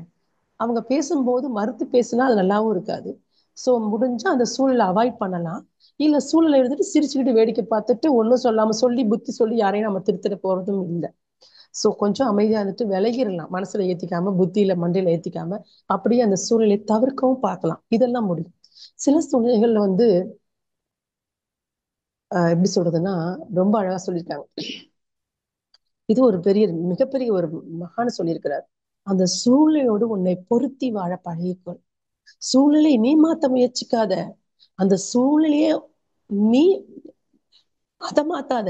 நீ மாத்திக்கோ, உன்னை மாத்திக்கோ, உன்னோட மனசை மாத்திக்கோ. எப்படி இந்த சூழல் நீ வாழ்றதுன்னு யோசிச்சுக்கோ அப்படிங்கிற. இது எப்படி சாத்தியமா அப்படின்னு கேட்டா இது கொஞ்சம் பயிற்சி பண்ணா சாத்தியம்ங்க. இதுவும் எனக்கு நடந்தது. இப்போ எனக்கு என்னோட எக்ஸ்பீரியன்ஸ் நான் ஒண்ணு ஷேர் பண்றேன். நம்ம ஒரு தடவை நான் டிராவல் ஏஜென்சி மூலமா ஒரு ட்ரிப் ஒன்று பிளான் பண்ணியிருந்தோம். அப்ப இவங்க போட்ட லிஸ்ட் படி அவங்க என்னென்னலாம் இடத்துக்கு அழைச்சிட்டு போறோம்னு பிளான் பண்ணியிருப்பாங்க. ஆனா என்ன பண்ணுவாங்க, அங்கெல்லாம் அழைச்சிட்டு போகாம நிறைய பிளானை கட் பண்ணுவாங்க. நமக்கு அமைச்சு தர அந்த அகாமடேஷன் ஃபுட்டு கூட பெருசா இருக்காது, திருப்தி ஆகாது. அப்ப என்ன ஆகும், இந்த மைண்ட் டிஸ்டர்ப் ஆகும். இவங்க போட்ட ஷெட்யூல் படி ஒண்ணுமே கொண்டு போகல, நம்மளுக்கு நல்ல சாப்பாடு தர நல்ல ஒரு இருப்பிடம் கூட அமைச்சு தர மாட்டேங்கிறாங்களே, இப்படி இருக்காங்களேன்னு சொல்லி டிஸ்டர்ப் ஆகுமா. அப்ப நம்ம அதுக்கு பிறகு நம்ம பார்க்கக்கூடிய ஒவ்வொரு இடங்களையும் நம்மளால கூர்ந்து ரசிக்க முடியாது. ரொம்ப டிஸ்டர்பாவே நம்ம இருப்போம். அப்ப இது நான் டிராவல்ஸ் ட்ரிப் முடிச்ச பிறகு நான் ஃபீல் பண்ணேன். அப்ப இந்த சூழ்நிலை சூழ்நிலையை மாத்தும் அதிகாரம் எனக்கு இல்ல. இந்த சூழ்நிலை என்னை எப்படி பொருத்திக் கொள்வது. இதுக்கு ஒரு உதாரணம் எப்படி தெரியுங்களா சொல்றாங்க மகான்கள். பச்சோந்தினி மாதிரி வாழ்ந்துக்கொள். இந்த வார்த்தை கேட்கும் போது ஷாக்கா இருப்பாரு. பச்சோந்தினி யார சொல்லுவோம், அங்க ஒண்ணு பேசுறது இங்க ஒண்ணு பேசுறது, இடத்துக்கு இடம் குணத்தை மாத்திட்டு இருக்கிறான், அவன் தான் பச்சோந்தி. இந்த பச்சோந்தி மாரி இருக்கிறான் பாரு, அங்க ஒண்ணு பேசலாம் இங்க ஒண்ணு பேசலாம். அது இல்லைங்க. பச்சோந்தி எப்படி தன்னோட இருக்கக்கூடிய இடத்துக்கு உண்ட சூழ்நிலைக்கு ஏற்ப தன் நிறத்தை மாற்றிக் கொள்கிறதோ அத மாதிரி உன்னை சுத்தி அமையக்கூடிய ஒவ்வொரு சூழ்நிலையும் உன்னை நீ மாற்றிக்கொள். இந்த ஒரு கருத்தை எடுத்துட்டு அதே மாதிரி அடுத்த ஒரு ட்ரிப் வருது. அதே மாதிரி அடுத்த ஒரு பிளானிங் போட்டு நான் போறோம். பட் மைண்ட் ரொம்ப செட் பண்ணி வச்சுட்டேங்க, மனசு தயார் பண்ணிக்கிட்டேன். என்ன வேணா நடக்கலாம் அப்படின்னு. அதே மாதிரி என்ன வேணா நடந்துச்சுங்க சூழ்நிலை. ஆனா என்ன மைண்ட ரெடி பண்ணி வச்சுட்டதால என் மனசு பாதிக்கப்படல. இது எதிர்பாராதது நடக்கும். இதை ஏத்துக்கிற பக்குவத்தை மனசு கொஞ்சம் ஒவ்வொரு சூழ்நிலையும் பக்குவப்படுத்துது. அப்ப இதுக்கெல்லாம் நீ இழகிருவியா, நீ இதை பலகீனமானவளா அப்படின்னு திருப்பி நம்மள கேட்டுட்டோம்னு வச்சுக்கோங்களேன். இல்ல இல்ல, நான் பலம் பொருந்தியவள் அப்படின்னு சொல்லும் போது இதை பக்குவப்படுத்தக்கூடிய என்னோட ஒவ்வொரு சூழ்நிலையும் நான் கடந்து வருவேன் அப்படிங்கிறதுக்கு என் மனசுக்கு பலம் கொஞ்சம் கொஞ்சமா கொஞ்சம் கொஞ்சமா கொஞ்சம் கொஞ்சமா பயிற்சியின் மூலமாக கொஞ்சம் கொஞ்சமா ஏத்தி கொண்டு. சோ சூழ்நிலைகளை நம்மளை பக்குவப்படுத்ததான் வருது. அது இக்கட்டான சூழ்நிலையா இருக்கட்டும், இல்ல ஒரு நம்ம வாழ்க்கையை பரட்டி போற சூழ்நிலையா இருக்கட்டும், எல்லா விதமான சூழ்நிலைகள், சின்ன சின்ன குட்டி குட்டி சூழ்நிலையா இருக்கட்டும். இப்ப இந்த ஒவ்வொரு சூழ்நிலைகளையும் நாம் எப்படி கையாள போகிறோம். எல்லா மனிதர்களும் கையாண்டுக்கிறாங்க. எல்லா காலப்போக்கில் எல்லா மனிதர்களும் ஒரே சூழ்நிலை கடந்து வந்தவங்க தான். கொள்கைகள் நம்மளுக்கும் இருக்கும், எல்லாருக்கும் இருக்கும். அர்ச்சந்திற்கு இல்லாத கொள்கைகளா? அவர் எப்படி தன்னோட கொள்கையை கடைசி வரைக்கும் மயான பூமி வரைக்கும் அதை தக்க வைக்க முடிச்சதுன்னா மன உறுதி. இந்த மன உறுதி நமக்கு அவ்வளவு சீக்கிரம் வந்துருமா?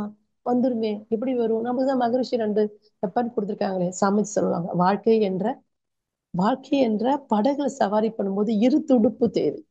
இரு துடுப்புல ஒரு துடுப்பு எது அப்படின்னு பாத்தீங்கன்னா அழகா சொல்லுவாங்க சாப்பிச்சு. ஒரு துடுப்பு அகத்தவம், இன்னொரு துடுப்பு அகத்தாய்வு அப்படின்னு சொல்லுவாங்க சாப்பிச்சு. இது ரெண்டையும் நீ வச்சுட்டு போ, வாழ்க்கை படகு ரொம்ப அழகா போகும், நல்லா இருக்கும், இனிமையா இருக்கும் வாழ்க்கை அப்படின்னு. சோ ரெண்டு துடுப்பு நம்ம சாமிஜி நம்ம கையில கொடுத்துருக்குறாங்க. அப்பேற்பட்ட அற்புதமான மகன் கொடுத்த அந்த குருவோட தொடர்போட, குரு உபதேசத்தோட மனசை பலப்படுத்தக்கூடிய அந்த தியானத்தை செஞ்சுட்டு குரு உபதேசத்தோட நம்ம வாழும்போது அழகா கடந்தது.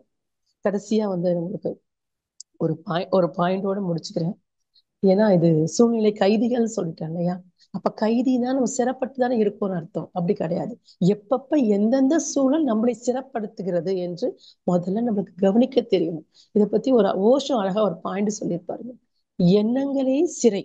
உங்களுக்கு சூழ்நிலையால் வரும் எண்ணம் சொல்றோம் இல்லையா? அப்ப சொல்ல எண்ணங்களே சிறை, கவனித்தலே திறவுகோல், விழிப்புணர்வே விடுதல். அப்ப சூழ்நிலை நம்மளை கைது பண்ணுதா ஏதாவது ஒரு இடத்துல அப்படின்னா, நம்ம வந்து அந்த எண்ணங்கள் தான் நம்மளை கைது பண்ணுது. அப்ப அது ஏதோ ஒரு சாவி போட்டு திறக்கணும் இல்லையா? அப்ப எது எது சாவி போட்டு திறக்க முடியும்னா, இந்த சூழ்நிலை என்ன அடிமைப்படுத்த பாக்குது அப்படிங்கிறத கொஞ்சம் கவனிக்க தெரியணும். கவனித்தலே திறவுகோல்.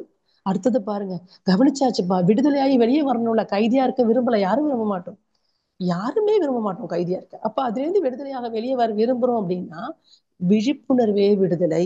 விழிப்புணர்வு. எந்த சூழ்நிலையும் எந்த சூழ்நிலையும் நம்மளை தாக்கத்தை ஏற்படுத்தும் போது, இந்த தாக்கத்தில் நான் பாதிக்கப்படாம இப்படி இருக்குது அப்படிங்கிறதுக்கு கொஞ்சம் விழிப்புணர்வோட கொஞ்சம் கையாள ஆரம்பிச்சோம் அப்படின்னாலே, இன்னுமே இல்லைதாங்க, தவம் பண்ணாலே விழிப்புணர்வு வந்துடும். இருக்கவே இருக்கிறாரு ஒரு மகரிஷி இருக்கிறாங்க. சோ ஒரு அருக்கா போட்டுக்கலாங்க, நல்லா பாசிட்டிவா நிறைய சங்கல்பத்தை உள்ள போட்டுக்கலாங்க. சங்கல்பத்தை போட்டா ஆட்டோமேட்டிக்கா நம்ம சுத்தி எப்பவுமே ஒரு பாசிட்டிவ் வைப்ரேஷன் இருந்துகிட்டே இருக்கும். ஆட்டோமேட்டிக்கா விழிப்புணர்வு வந்திருக்கும். யாரும் நம்மளை சேர்ந்து கோபத்தை தூண்ட முடியாது. நம்ம மைண்ட் பலகீனமா தான் நம்மள கோபத்தை தூண்ட முடியும். சோ இந்த மாதிரி கொஞ்சம் ஸ்ட்ராங்கா நம்ம ரெடி ஆயிட்டோம்னா, மன உறுதி வந்துருச்சு அப்படின்னாலே, விழிப்புணர்வோட இருந்து பழகிட்டோம்னா, அழகா இந்த கைதி அப்படிங்கிற சூழல்ல எந்த ஒரு சூழலும் நம்மளை அரெஸ்ட் பண்ணாது, கைதியாக்காது, நம்மளை சிறைப்படுத்தாது.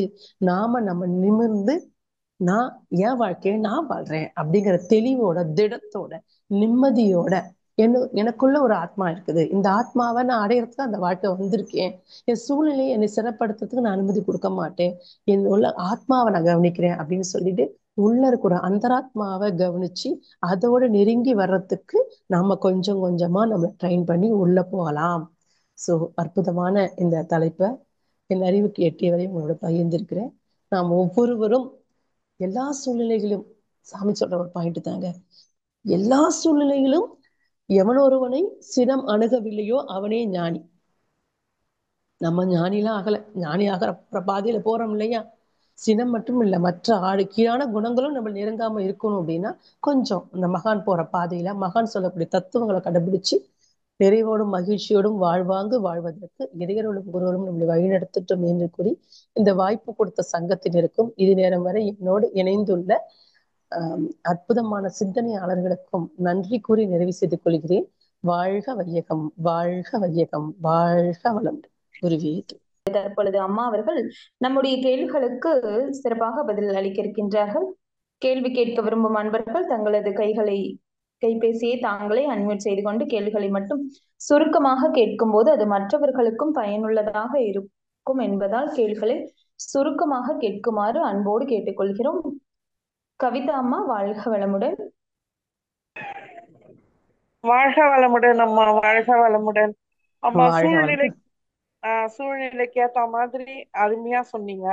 ஆனா உண்மையிலே குடும்பத்திலேயே நடக்குதுமா, சூழ்நிலைக்கு ஏத்த மாதிரி போய் சொல்லிட்டு அந்த சூழ்நிலைக்கு ஏத்த மாதிரி நம்மள சமாதானம் பண்ணிடுறாங்களா, அதுக்கப்புறம் அது உண்மை தெரியும் போது எவ்வளவு கஷ்டமா இருக்கு. அதனால மனசே ஒத்து வராம வாழ்க்கையே வெறுத்து போய் அது இன்னமும் ஒத்துவே வரமாட்டேங்குதுமா. அது எவ்வளவு அன்னைக்கு நம்ம சூழ்நிலைக்கு ஏத்த மாதிரி பொய்யும் பேசியாச்சு, அது எவ்வளவு பெரிய பொய்ன்னு அவங்களுக்கும் தெரியுமா. ஆனா நமக்கு தெரிய வரும்போது அது எவ்வளவு கஷ்டமா இருக்குது தெரியுமாம்மா. அது அவங்களுக்கு புரிய மாட்டேங்குது. அது இன்னமும் நம்ம மனசு நமக்கு ஏத்துக்க மாட்டேங்குது. அதனால அந்த கேப்பே போயிடுச்சு இல்லம்மா. எத்தனை வருஷம் கேப் போகுது, அது இன்னும் மனசுல இருந்துகிட்டே இருக்குது. அவங்க தப்பு பண்ணிட்டாங்க, அன்னைக்கு நம்ம இந்த மாதிரி ஆயிட்டோமே அப்படின்ட்டு. அது எவ்வளவு கஷ்டமா. ஆனா அது சூழ்நிலை தான். நமக்கு தெரியுது புரியுது. அது சூழ்நிலைக்கு ஏத்த மாதிரி சொல்லிட்டாங்கன்னா, ஆனாலும் இருந்தாலும் அது நம்ம கிட்ட உண்மையை சொல்லிட்டு அந்த காரியம் செஞ்சிருந்தா நமக்கு ஏத்து நின்றுருக்கோம். நம்ம அநேத்திக்கு ஒத்து நின்றுருக்கலாமே நமக்கு தோணுது. ஆனா 3வது மனுஷங்க சொல்லும் போது அது ரொம்ப கஷ்டமா இருக்கு. அது இப்படி பண்ணிட்டாங்களே அப்படின்னு. அது அது வாழ்க இன்னும் ஆஹ் பேசலாமா? வாழ்க வளமுடன்மா.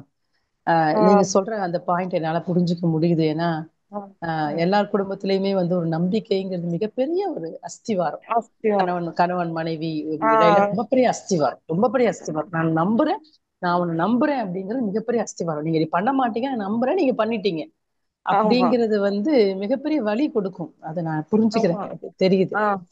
ஆஹ் பட் மன்னிப்புன்னு ஒண்ணு இருக்குல்லம்மா. அது மன்னிக்க முடியாத ஒரு குற்றமா ஆயிடுச்சுமா. இப்ப வந்து எனக்கு தெரியாம ஒரு சொத்துல போய் சைன் போட்டு வந்து 1 வருஷம் கழிச்சு எனக்கு தெரிஞ்சா அந்த சொத்தே வேணான்னு சைன் போட்டு வரும்போது அப்ப எனக்கு எவ்வளவு கஷ்டமா இருக்கு. இன்னும் மன்னிக்க முடியலையே. அது புரியுதுமா, உம் எனக்கு புரியுது. ஆஹ் அப்போ உம் நீங்க வந்து இப்போ இது ஒரு இப்போ ஒண்ணு இல்லம்மா. இப்போ வந்து ஒரு பிரச்சனை முடிஞ்சிருச்சு. இது 1 இயர் முன்ன ஆஹ் முடிஞ்சது நீங்களே சொல்றீங்க. இப்போ 1 இயர் முன்ன முடிஞ்ச ஒரு சம்பவம், ஒரு ஆஹ் சூழ்நிலை காரணமாக எப்படியோ அவர் செஞ்சுட்டாரு அந்த தப்பு. ஆஹ் இப்ப நீங்க சொன்ன இதே பாயிண்ட் எங்க ஃபேமிலியும் நடந்துச்சு. எங்க ஆஹ் அம்மா ஆஹ் சொல்லுவாங்க. அப்ப அதே மாதிரி நடக்கும்போது என்ன ஆகும்னா, சூழ்நிலை மூலமா நடந்து முடிஞ்சிருச்சு. ஆஹ் அவங்க பாசத்தாலேயோ என்ன முடிவெடுத்தாங்களோ தெரியாது. இப்ப இத ஆஹ் நம்ம சுமக்கிறதால பாரம் யாருக்குன்னு சொல்லுங்க? அந்த சூழ்நிலை முடிஞ்சு போச்சு.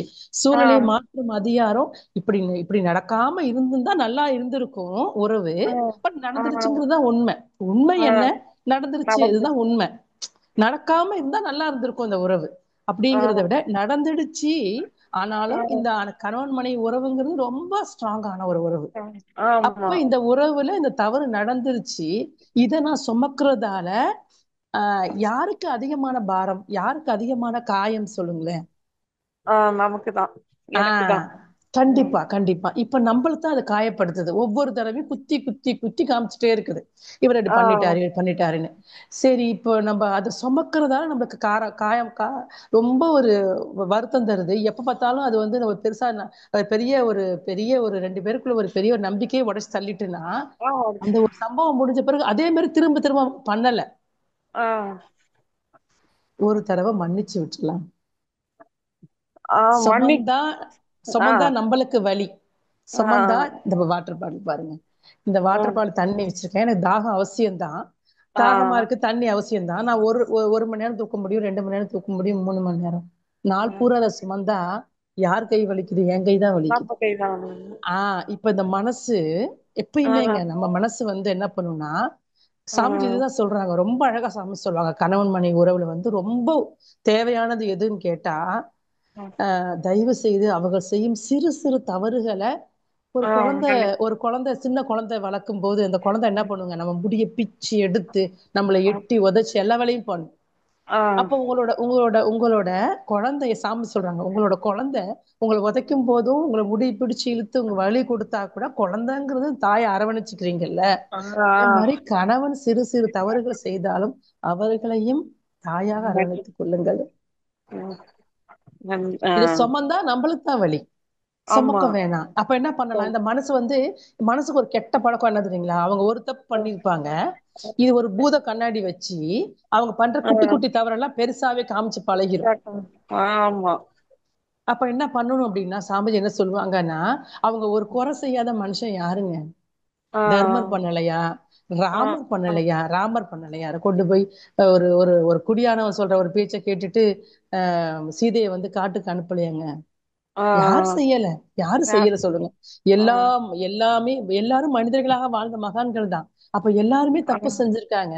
இப்ப இவரும் செஞ்சுட்டாரு, அவ்வளவுதான். இனி செய்யாம இருக்கிறாரா? ஆஹ் அப்படிங்கறத மட்டும் வச்சுட்டு இவர் நம்ம கிட்ட சாமி சொல்றது என்னன்னா, நிறைவான தருணங்களை அசை போட்டு கொண்டே இருங்கள். ஆஹ் அப்போ அவர் நம்மகிட்ட இனிமையா பேசுற சம்பவங்களோ, நிறைய இனிமையான சம்பவங்கள் இருக்கும்ல, அதை ஆமா. எடுத்து அசை போட்டு அந்த சம்பவம் உண்மை. அவர் என்கிட்ட வச்சிருக்கிற அன்பும் ஆஹ் உண்மைதான். ஏதோ ஒரு சூழ்நிலை கைதியாக அந்த சம்பவம் நடந்தேறி விட்டது. உம் அந்த சம்பவம் பண்ணதால என் மேல அன்பு இல்லைன்னு அர்த்தம் இல்ல. அப்படின்னு ஒரு புரிதலை நம்ம உருவாக்கி வச்சுக்கணும் மனசுக்கு. இதை மனசு அப்பப்ப தலை தூக்கும் போது தட்டி தட்டி தட்டி நிறைய பார்த்துட்டு குன்றி போகும். குறையோட ஆமா பலம் வந்து குன்றி போயிரும், பலகீனமாயிடும் குறை. மன்னிச்சுக்கலாம். ஆஹ் தாயுள்ளம் இல்லையா நம்ம? ஆமா பண்ணிடலாங்களா? மன்னிக்கலாம். Super super super super. வாழ்க வளம். மன்னிக்கலாம். அதே மாதிரி இப்போ ஏதாச்சும் போறான்னு வச்சுக்கோங்கம்மா, எங்கேயாச்சும் அதாவது பொய்யான அன்பு சில பேர் அந்த சூழ்நிலைக்கு ஏத்த மாதிரி நம்மளுக்கு பிடிக்கலன்னா கூட அந்த பொய்யான அன்பு நம்ம மேல செலுத்துறது நமக்கு தெரியுது. வேடதாரிகள் வேடதாரிகள்மா ஒண்ணும் பண்ண முடியாது. அவங்கள மாற்ற அறியாது நம்மள்ட்ட இல்லையா? கண்டிப்பா ஆமா நமக்கு பார்த்தாலே தெரியும் இவங்க பொய்யா தான் வேஷம் கட்டுறாங்க, வார்த்தைகளை போடுறாங்க, எல்லாம் பொய்யும் தெரியும். ஒண்ணும் பண்ண முடியாது. புன்னகை, சிறு புன்னகை மட்டும்தான். சிறு புன்னகை தான் சாமி சொல்ற வார்த்தையில. சிறு புன்னகையோட சிரிச்சுட்டே வெளியே வந்துருங்க, முடிஞ்சு போச்சு. அத மனசுல சுமக்க வேண்டாம். அவங்களோட குற்றம் குறைகளை நாம ஏன் சுமக்கணும்? அது அவங்களோட குணம். இப்ப பொய்யா அவங்க இருக்காங்கன்னா எல்லாத்தையும் அப்படித்தான் இருப்பாங்க. அதுக்குண்டான விளைவு அவங்கதான் ஃபேஸ் பண்ண போறாங்க. அவங்க நம்மள்ட்ட மட்டும் இருக்க மாட்டாங்க. ஒரு விஷயம் புரிஞ்சுக்கணும். ஒருத்தங்க பொய்யா இருக்கிறாங்கன்னா அவங்க நம்மள்ட்ட மட்டும் இருக்க மாட்டாங்க. நிறைய பல பேர்கிட்ட அப்படிதான் இருப்பாங்க. பல பேர்கிட்ட அவங்க குணம் அதுவாக இருந்தா அதுக்குண்டான விளைவு அவங்கதான் அனுபவிக்க போறாங்க. அவங்க ஏன் பொய்யானவங்களா இருக்கிறாங்க? அவங்க உண்மையா இருந்தா நல்லா இருந்திருக்குமே நம்ம மனசு ஏங்குது. நம்ம மனசு ரொம்ப நல்ல மனசு இல்லையா? ஏங்கும். நாம நல்லவங்களா, நமக்கு பிரச்சனை என்ன தெரியுங்களா? நம்ம நல்லவங்களா இருப்போமா? நம்ம கூட பழகுறவங்களையும் நல்லவங்களா இருக்கணும்னு இந்த மனசு ஏங்கும். அப்ப நிறைய அடி வாங்குவோம். அதனால வேண்டாம். அவங்களா இருந்துட்டு போட்டும். நாம மட்டும் நல்லவங்களாவே இருப்போம். நம்ம நல்லவங்களாவே இருப்போம். நன்றிங்கம்மா. வாழ்க வளமுடன். வாழ்க வளமுடன் அம்மா. வாழ்க வளமுடன் அம்மா. நன்றிகள் அம்மா. வாழ்க வளமுடன். அடுத்த அன்பராக ராதாம்மா அவர்கள். வாழ்க வளமுடன். வாழ்க வளமுடன் காயத்ரிமா. வாய்ப்பு கொடுத்துக்க நன்றி. சுபாமா வாழ்க வளமுடன். வாழ்க வளமுடன். நல்லா இருக்கீங்களா? நல்லா இருக்கேங்கம்மா. நீங்க எப்படி இருக்கீங்க? சந்தோஷமா சௌக்கியமா இருக்கேன். நல்ல தலைப்புமா. இது சாதாரணமா நிறைய பேர் வாயில இந்த தலைப்பு வரும். சூழ்நிலை கைதியா இருக்கேன், வேற வழி இல்ல, சூழ்நிலை கைதியா இருக்கேன்னு நிறைய பேர் வாயில இந்த வார்த்தை கேட்டிருக்கேங்கம்மா.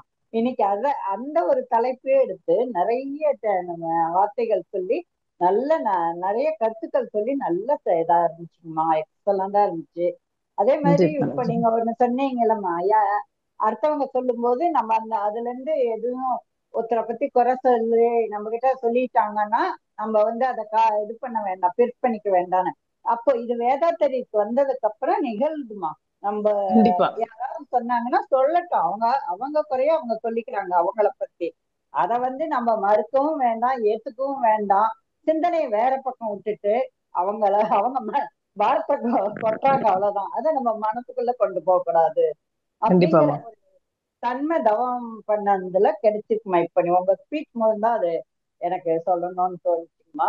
ரொம்ப அற்புதமா, சூப்பர். கண்டிப்பா எல்லாருக்குள்ளயும் இத்தனை வருஷமா நம்ம இருக்கிறோம் ஐயா. நம்மகிட்ட மாற்றம் கண்டிப்பா இருக்கும். நம்மள அறியாமலே இந்த மாற்றம் வெளியே வரும். அப்புறம் கூர்ந்து பார்த்தா தெரியும். ஆமா இல்ல, முதல்ல நம்ம புறம் பேசுவோம்ல, இப்ப நம்மளுக்கு பிடிக்க மாட்டேங்குது இல்லையா அப்படின்னு நம்மளுக்கே தோணும், கொஞ்ச நாள் கழிச்சு தோணும். சோ அது நீங்க சொன்ன அழகா சொல்லிருக்கீங்க. அதே மாதிரி நம்ம நடைமுறைப்படுத்துவோம். வாழ்க வளமுடன். கரெக்டுங்களா. ஏன்னா சில சமயம் என்ன பண்றோம்னா நம்ம ஏதோ மாத்தி விட்டுறோம். அவங்க பேச பேச கருத்தை மாத்தி விட்டுறது. சில சமயம் அவங்க அதை சொல்லியே தீரணும் அப்படின்னு நினைக்கும் போது நம்ம அதை கேட்டுதான் ஆகணும். ஏன்னா அவங்க நெருங்கிய ரிலேஷனா இருக்கலாம், இல்ல க்ளோஸ் ஃப்ரெண்டா இருக்கலாம், அதனால கேட்டுதான் ஆகணும். ஆனா அதை மைண்டுக்கு கொண்டு போகாம டேக் இட் ஈஸி பாலிசி மாதிரி இப்ப அதை ஒரு இதா பண்ணதுல அதுக்கு ஆமோதிக்கிற கருத்தையும் நம்ம சொல்லாத அளவு கொஞ்சம் ரெடியா இருக்கிற அளவு தெரியுதுங்கம்மா நீங்க சொன்னதுல. இது கிடைச்சதுங்கம்மா. வாழ்க வளமுடன்மா. சந்தோஷம். வாழ்க வளமுடன். நன்றிம்மா. காயத்ரி. நன்றிம்மா காயத்ரிமா. வாழ்க வளமுடன். வாழ்க வளமுடன். நன்றி அம்மா. வாழ்க வளமுடன். அடுத்த அன்பராக வளர்மதி அம்மா. வாழ்க வளமுடன் அம்மா. வாழ்க வளமுடன் அம்மா. இணைப்புக்கு நன்றி. சுபாமா வாழ்க வளமுடன்.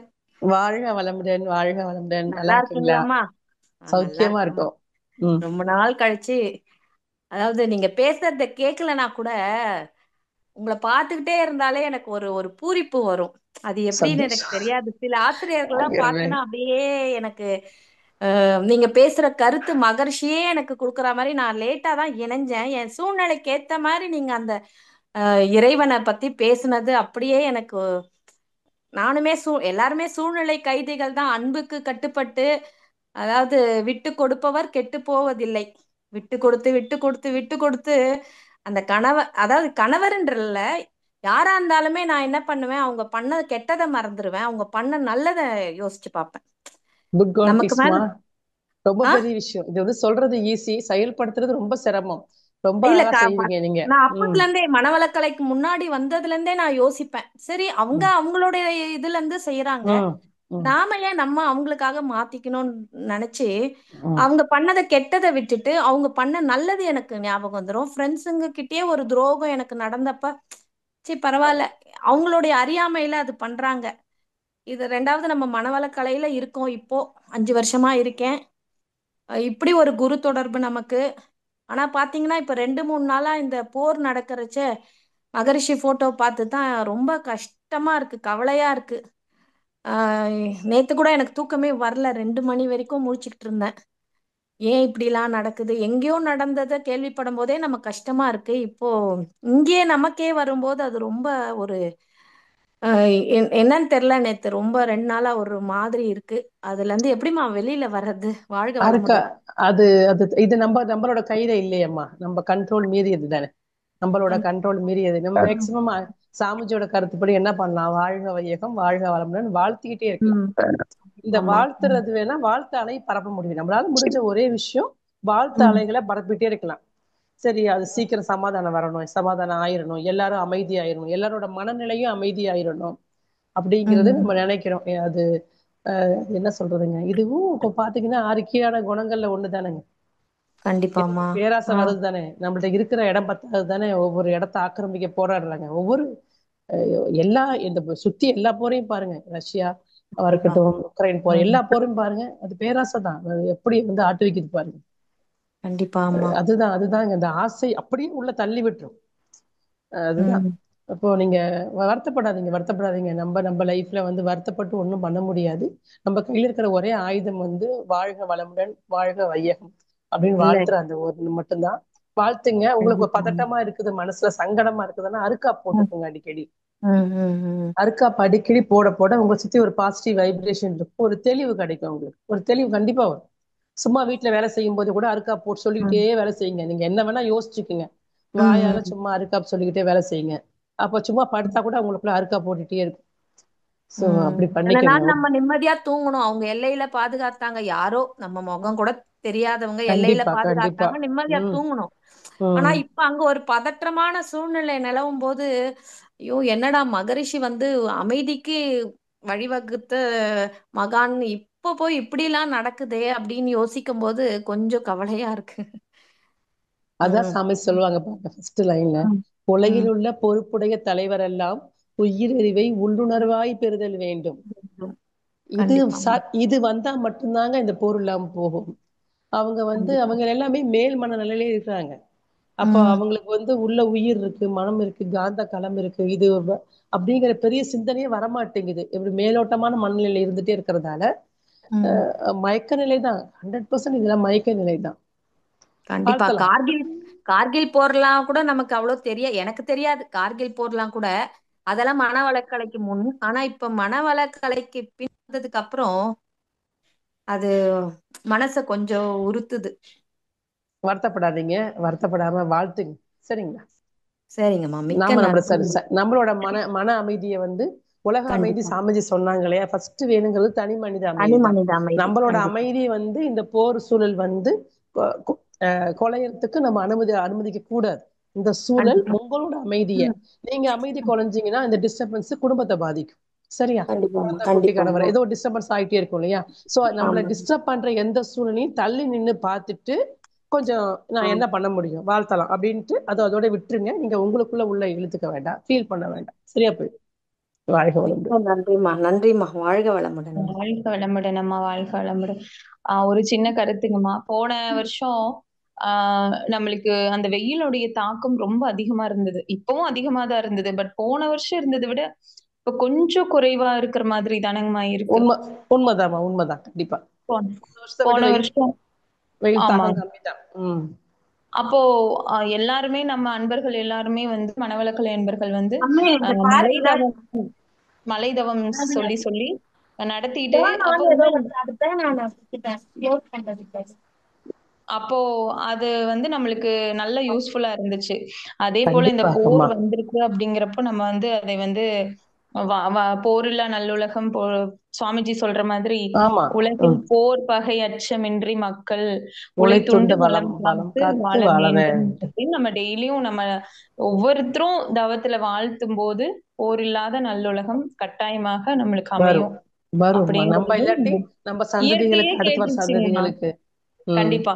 இல்ல இயற்கையே வந்து நம்மளுக்கு மழை வேணும்னு போன வருஷம் மழை தவம் நடத்தும் போது இயற்கையே வந்து அதுக்கு செவிசாச்சு நம்மளுக்கு இந்த வருஷம் ஓரளவுக்கு ஏதோ அப்பப்போ குளுமிச்சிட்டு போகுது இல்லைங்களா? அப்போ கண்டிப்பா நம்ம வந்து நம்ம நாட்டு தலைவர்கள் கண்டிப்பா நம்மளுடைய இந்த வாழ்த்தை வந்து கேட்பாங்க. எல்லாருமே வாழ்த்துவோம். இந்த இணைப்புல இருக்கிற அன்பர்களுக்கும் நீங்களும் சொல்லுங்கம்மா. கண்டிப்பா வாழ்த்தணும். சந்தோஷம். சரியா சொன்னீங்க காயத்ரி. நிஜமாவே நம்மளோட வாழ்த்து அலைகள் எல்லாம் வீணா போகல. எந்த ஒரு அலையும் வீணா போகாது. அது எங்க போய் சேரணுமோ அங்க போய் சேரதான் செய்யும். அது கொஞ்சம் பாறை மாதிரி இறுகி இருந்ததுன்னா அந்த வாழ்த்தால கொஞ்சம் நேரம் எடுக்கும், காலம் எடுக்கும், அவ்வளவுதான். சோ நம்ம வாழ்த்தாலையை பரப்பிட்டே இருப்போம். அது போய் கொஞ்சம் கொஞ்சமா அந்த பாறையையும் இலக்கி வைக்கும். சரியா செஞ்சுட்டே இருப்போம். நிச்சயமா, செஞ்சதுதான் இவ்வளவு நிச்சயமா. மாற்றம் கொடுத்துருக்கு. நம்ம இயற்கை சூழலையே மாத்திருக்கோம் அப்படின்னா ஒரு ஒரு வெப்பத்தோட தாக்கத்தை தணிச்சுக்க முடியுது அப்படின்னா இதே பேர் அதையும் மாற்ற முடியும். ஆனா கொஞ்சம் டைம் எடுக்கும். நம்ம அதுவே நம்ம முயற்சியை கைவிடாம நம்பிக்கையோட வாழ்த்தி கொண்டே இருப்போம். எல்லாரும் செய்வோம். வாழ்க வளம். வாழ்க வளமுடன்மா. மிக்க நன்றிங்கம்மா. வாழ்க வளமுடன். அடுத்த அன்பராக சுபா F23 வாழ்க வளமுடன்மா. வாழ்க வளமுடன்மா. வாழ்க வாழ்க வளமுடன் சுபா. சுபாமா வாழ்க வளமுடன். ரொம்ப ஜாலியா நல்ல இருக்கீங்கப்பா. நல்லா இருக்கிறேன்ப்பா. நீங்க எப்படி இருக்கிறீங்க? நல்லா இருக்கிறீங்களா? நல்லா இருக்கேன், நல்லா இருக்கேன். எப்படி ஸ்பீச் எப்போ வரும் அப்படின்னு வெயிட் பண்ணிக்கிட்டே இருந்தேன். இன்னைக்கு தான் அவங்கள பார்த்தது, அதாவது ஸ்பீச் மூலமா அவங்கள பாத்துக்கிறேன் நான். ரொம்ப சந்தோஷம். அருமையான ஸ்பீச். நல்ல திருப்பி ஒருக்க யூடியூப்ல கேட்கணும். அந்த புறம் பேசுறத பத்தி சொன்னீங்கல்ல, அதை அவாய்ட் பண்றேன் நான் சில இடங்கள்ல. இப்போ ஒரு ஃபேமிலியோட சேரும்போது ஒரு 4 பேர் சேரும்போது அந்த புறம் பேசக்கூடிய சூழல் வருது இல்லைங்களா? அது ரொம்ப அருமை. அந்த அதை வந்து நானுமே அந்த மாதிரி இருக்கக்கூடாதுங்கிறதுக்காக நான் அந்த ஸ்பீச் அதாவது அவாய்ட் பண்றேன். ரொம்ப அருமை ஸ்பீச். ரொம்ப நல்லா இருந்தது சுபா. ஆமா சுபா, நன்றி ரொம்ப நன்றி. என் ஃப்ரெண்டு சுபா இது. என் ஃப்ரெண்டு. வாழ்க வளமுடன், வாழ்க வளமுடன் சுபா. நன்றி நன்றி நன்றி நன்றிப்பா, நன்றி. நன்றி. வாழ்க வளமுடன், வாழ்க வளமுடன்மா. நன்றிகள் அம்மா. வாழ்க வளமுடன். அன்பர்கள் உங்களுடைய ஐயங்கள் ஏதாவது இருந்துச்சுனாலும் அம்மா கிட்ட கேட்டுக்கலாம். உங்களுடைய கருத்துக்கள் ஏதாவது இருந்தாலும் பகிர்ந்துக்கலாம். வாழ்க வளமுடன். வாழ்க வளமுடன்மா. ரொம்ப அற்புதமான ஒரு உரை. சிவசக்தி ஸ்ரீலங்கா. வாழ்க வளமுடன். பேசலாங்க ஐயா. அம்மா வாழ்க வளமுடன். அம்மா வாழ்க வளமுடன். அம்மா வாழ்க. மிக சிறப்பா இருந்துச்சு அம்மா.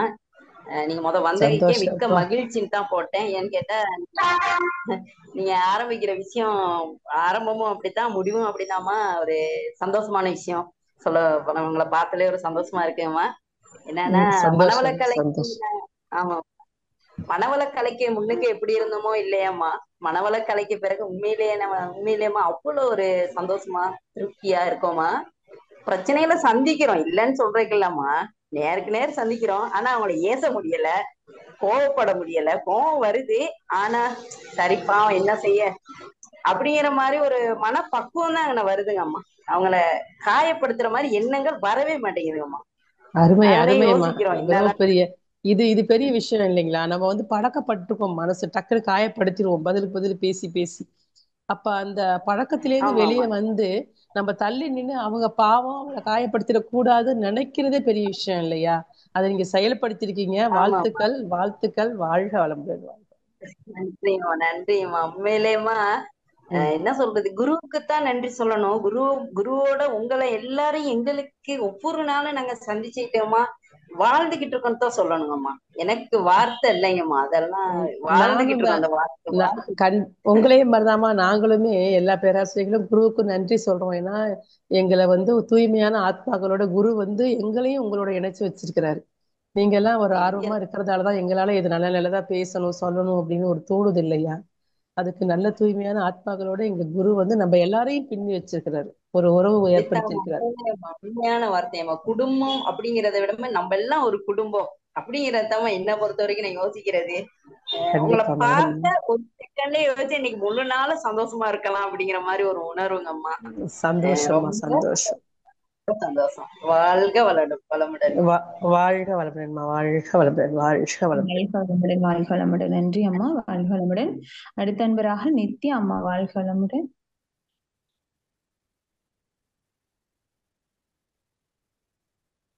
வாழ்க வளமுடன் நித்யாமா, பேசலாங்க.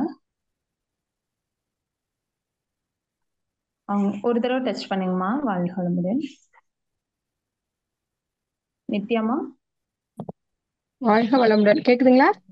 கேக்குதுமா, கேக்குது, பேசுங்க. வாழ்க வளமுடன்மா. இன்றைய தலைப்பு எனக்கு ரொம்ப பயனுள்ளதா இருந்துச்சுமா. ஆனா ஆக்சுவலி என்னன்னா இப்போ இந்த இன்னைக்கு வந்து ஆக்சுவலி இந்த ஒரு மாசமா எனக்கு அப்படியே வீட்டு சூழ்நிலையே தலையில புரட்டி போட்ட மாதிரி இருந்தது. நான் என்ன நினைச்சு கவலையா இருக்கணும், அது சம்பந்தமான தலைப்புகள் ஏன் எனக்கு மகரிஷி கொடுக்குறாரு ஜூம் மீட்லன்றது ஒரு வியப்பாவே இருக்கு. இப்போ இதுக்காக பாராட்டணும்ன்றதுக்காக சொல்ல, மனசாரவே சொல்றேன். இன்னைக்கு சூழ்நிலை கைதிகள் தலைப்பு பார்த்தோன்னே ரொம்ப எனக்கு எனக்கு எல்லாமே தெரியும். அட்ஜஸ்ட் பண்ணி போகணும், பொறுத்து போகணும், எல்லாம் வந்து கர்ம பதிவு கழிவு எல்லாமே தெரிஞ்சாலும் கூட அந்த கஷ்டமான இதை டிராவல் பண்ணும்போது அந்த நேரத்துக்கு அந்த கருத்து ஞாபகம் வர மாட்டுது, அது தெளிவான விளக்கம் ஞாபகம் வர மாட்டுது. ஒரு சிஸ்டர் மாதிரி இன்னைக்கு எனக்கு உட்காந்து நீங்க ஒரு பாயிண்டா ஞாபகப்படுத்தி கொடுத்ததுக்கு ரொம்ப நன்றிமா. ஆக்சுவலி இப்ப மனசு லேசா இருக்க மாதிரி இருக்கு, லேசா இருக்க மாதிரி இருக்கா. சரி, இந்த சூழ்நிலையே நான் சமாளிக்கணும் அப்படிங்கிற மாதிரி ஒரு தைரியம் வந்திருக்கு. நீங்க கரெக்டா சொன்னீங்க ஒரு பாயிண்ட். டக்குன்னு மனம் பேதலிக்கும். மனம் வந்து மேல் மனம் இருக்குது, நடுமனம், ஆழ்மனம்னு இருக்குது. நம்ம மனசு வந்து எப்பயுமே மேல் மனத்துல இருக்கிறதால மேலோட்டமா விஷயங்களை பார்க்கும்போது என்ன ஆகும்னா டக்குன்னு பதட்டமாகும், சலிப்பு வரும், விரக்தி, கோபம், சுய பச்சதாபம் வரும். நம்ம மேலே என்னடா வாழ்க்கை, என் வாழ்க்கை இப்படி இருக்கே, நம்ம மேலேக்கே ஒரு இறக்கம் வரும், சுய பச்சாதாரம், இது எல்லாமே நடக்கும். இது வந்து மேலோட்டமா இருக்கும். கொஞ்சம் அது அப்படியே கலங்கி கிடக்கும். அப்படியே அடங்கி கொஞ்சம் உள்ள போனோம்னா தெளிவாகும் போது சமாளிச்சுக்கலாம் அப்படிங்கிற தெளிவு அப்பதான் வரும், உள்ள போகும்போது வரும். சோ ரொம்ப அழகா சொன்னீங்க. அது ஒரு செகண்ட் தான் நிக்கும். நம்ம வந்து குருவை பிடிச்சிருக்கோம் இல்லையா, அது வந்து அது வேலையை கொஞ்சம் காமிக்கும். மனசு அது வேலையை கொஞ்சம் காமிக்கும் போது உள்ளே இருந்து ஞாபக சக்தி கம்மி வேற இருக்கு இல்லைங்களா. நம்ம ஏற்கனவே இதெல்லாம் படிச்சிருந்தாலுமே நானுமே ஃப்ரெண்டுகளுக்கு சொல்லியிருக்கேன். ஆனா எனக்குன்னு வரும்போது அந்த நேரத்துக்கு செயல்படாம ஒரு அலைச்சூழல் வந்து கம்மியாகுது. இப்போ நீங்க அந்த தலைப்பு சொல்லி அந்தந்த வரிகள் சொல்லும் போது என் வீட்டு சூழ்நிலைக்கும் நீங்க சொல்ல வர கருத்துக்கும் ஆமா இனி நான் இப்படி எடுத்துக்கணும் புரிஞ்சுக்கணும்னு சொல்லி வரும்போது அவரு கண் கலங்கிச்சு. ஓகே, மகரிஷி வந்து நான் என்ன சூழ்நிலைக்கு சிரமத்துல இருக்கணும் அந்த சூழ்நிலைக்கு ஏற்ப தலைப்பா கொடுக்குறாங்க. ரொம்ப நன்றி சொல்லி வாழ்த்து சொல்லிக்கிறேமா. ரொம்ப நன்றி. திருப்பி ஜூம் மீட்ல உங்க ஸ்பீச்சை ரொம்ப கேட்க விரும்புற ஒரு சிஸ்டர் கொஞ்ச நேரம் எனக்கு ஒரு கவுன்சிலிங் கொடுத்த மாதிரி மனசை லேஸ்படுத்தின மாதிரி ரொம்ப சந்தோஷமா இருக்கேன். ரொம்ப நன்றிமா. வாழ்க வளமுடன். அந்த குருவுக்கு தாமா நன்றி சொல்லணும். குரு தாமா நம்மள கரெக்ட் பண்ணி வச்சிருக்காரு. ரொம்ப நன்றி. வாழ்க நன்றி. நன்றி. வாழ்க வளமுடன், வாழ்க வளமுடன் அம்மா. அவங்க சொன்னது போல இந்த கர்ணன் வந்து கற்ற கலையெல்லாம் அந்த போர்க்களத்துல நிற்கும் போது மறந்துடுவான் பாத்தீங்களா, அந்த மாதிரி அந்த சூழ்நிலை வரும் பொழுது கோவப்படக்கூடாது, கவலைப்படக்கூடாதுன்னு நினைப்போம். அந்த சூழ்நிலை வரும்போது அது மறந்துடும். ஆனாலும் குரு நம்ம கூடயே இருந்து கிருஷ்ணர் வந்து வழி நடத்துற மாதிரி குரு நம்மளை வழி நடத்துறாருங்கம்மா. காயத்ரி அழகா சொல்றீங்க. காயத்ரி ரொம்ப அழகா சொல்றீங்க. நிஜமாவே இது உண்மைதான்ப்பா. எல்லாருக்கும் எல்லாமே தெரியும், யாருமே தெரியாம யாருமே இல்ல. சில நேரங்கள்ல நம்ம மனசு மயக்க நிலையில நம்மள மறக்கடிச்சிருது, அவ்வளவுதான். அது ஒண்ணும் தப்பும் இல்லை. நம்ம அந்த மயக்கத்துல தவறு செஞ்சாலும் தப்பு அல்ல. மனசு எத்தனை ஜென்மமா எவ்வளவு விஷயங்களை தூக்கிட்டு வந்திருக்கு இந்த மனசு. திருத்திக்கலாம் 4 தடவை கீழே விழுவோம், 5வது தடவை அடி விழுவோம், 5வது தடவை கொஞ்சம் கொஞ்சமா அடியில இருந்து மீண்டு ஏஞ்சிருவோம்ல. தப்பு இல்ல. தவறு செய்யறதால யாரும் குற்ற உணர்வு ஆக வேண்டாம். கொஞ்சம் கொஞ்சமா அது மாத்திரும், நம்மளை மாத்திரும். வாழ்க வளமுடன்மா. உங்களோட மொபைல் நம்பர் கேக்குறாங்கம்மா, போடலாங்களாம்மா? போட்டுருங்கப்பா. ஓகேங்கம்மா, ஓகேங்க. கால் பண்ண சொல்லுங்க. சப்போஸ் அந்த நார்மல் கால் எடுக்கலைன்னா வாட்ஸ்அப் கால் கூப்பிட சொல்லுங்க. வாட்ஸ்அப் கால் நல்லா லைன் கிடைக்குது. ட்ரை பண்ணிட்டு அதுல கூப்பிட சொல்லுங்க. சரிப்பா. ஓகேங்கம்மா, ஓகேங்கம்மா. நிறைவு செஞ்சுக்கலாமாங்கம்மா? தாராளமா, தாராளமா. ரொம்ப நன்றி காயத்ரி. எனக்கு இன்னைக்கு தொகுப்பாளரா நீங்க வந்திருக்கிறீங்க. குருவோட எல்லாமே இறைவனோட சித்தப்படிதான் அந்த வாழ்க்கை ஒவ்வொரு நாளும் நடக்குது. இன்னைக்கு யாரை எப்படி நடக்கணும், யாருக்கு என்ன குறைகள் தீர்த்து வைக்கணும், இது எல்லாமே இந்த பிரபஞ்சம் நம்மளை கனெக்ட் பண்ணி இந்த குருவோட ஆசீர்வாதத்துல இந்த சம்பவம் நடக்குது. எல்லாத்துக்கும் நன்றி. குருவுக்கு நன்றி. குருவே துணை. குருவே சரணம். ரொம்ப நன்றிப்பா. வாழ்க வளமுடன். வாழ்க வளமுடன் அம்மா. வாழ்க வளமுடன். மிக்க நன்றிகள் அம்மா. வாழ்க வளமுடன். உங்களுடைய கேள்வி பதிலும் ரொம்ப அற்புதமா இருந்தது. என் அன்பர்கள் வந்து ரொம்ப தூரம் அந்த கேள்வி பதில எக்ஸ்பெக்ட் பண்ணிட்டு இருந்தாங்க. அதுவும் ரொம்ப சிறப்பா இருந்துச்சு. மிக்க நன்றிகள் அம்மா. வாழ்க வளமுடன். நம் கடமை அறவாழ்வின் நாட்டத்தே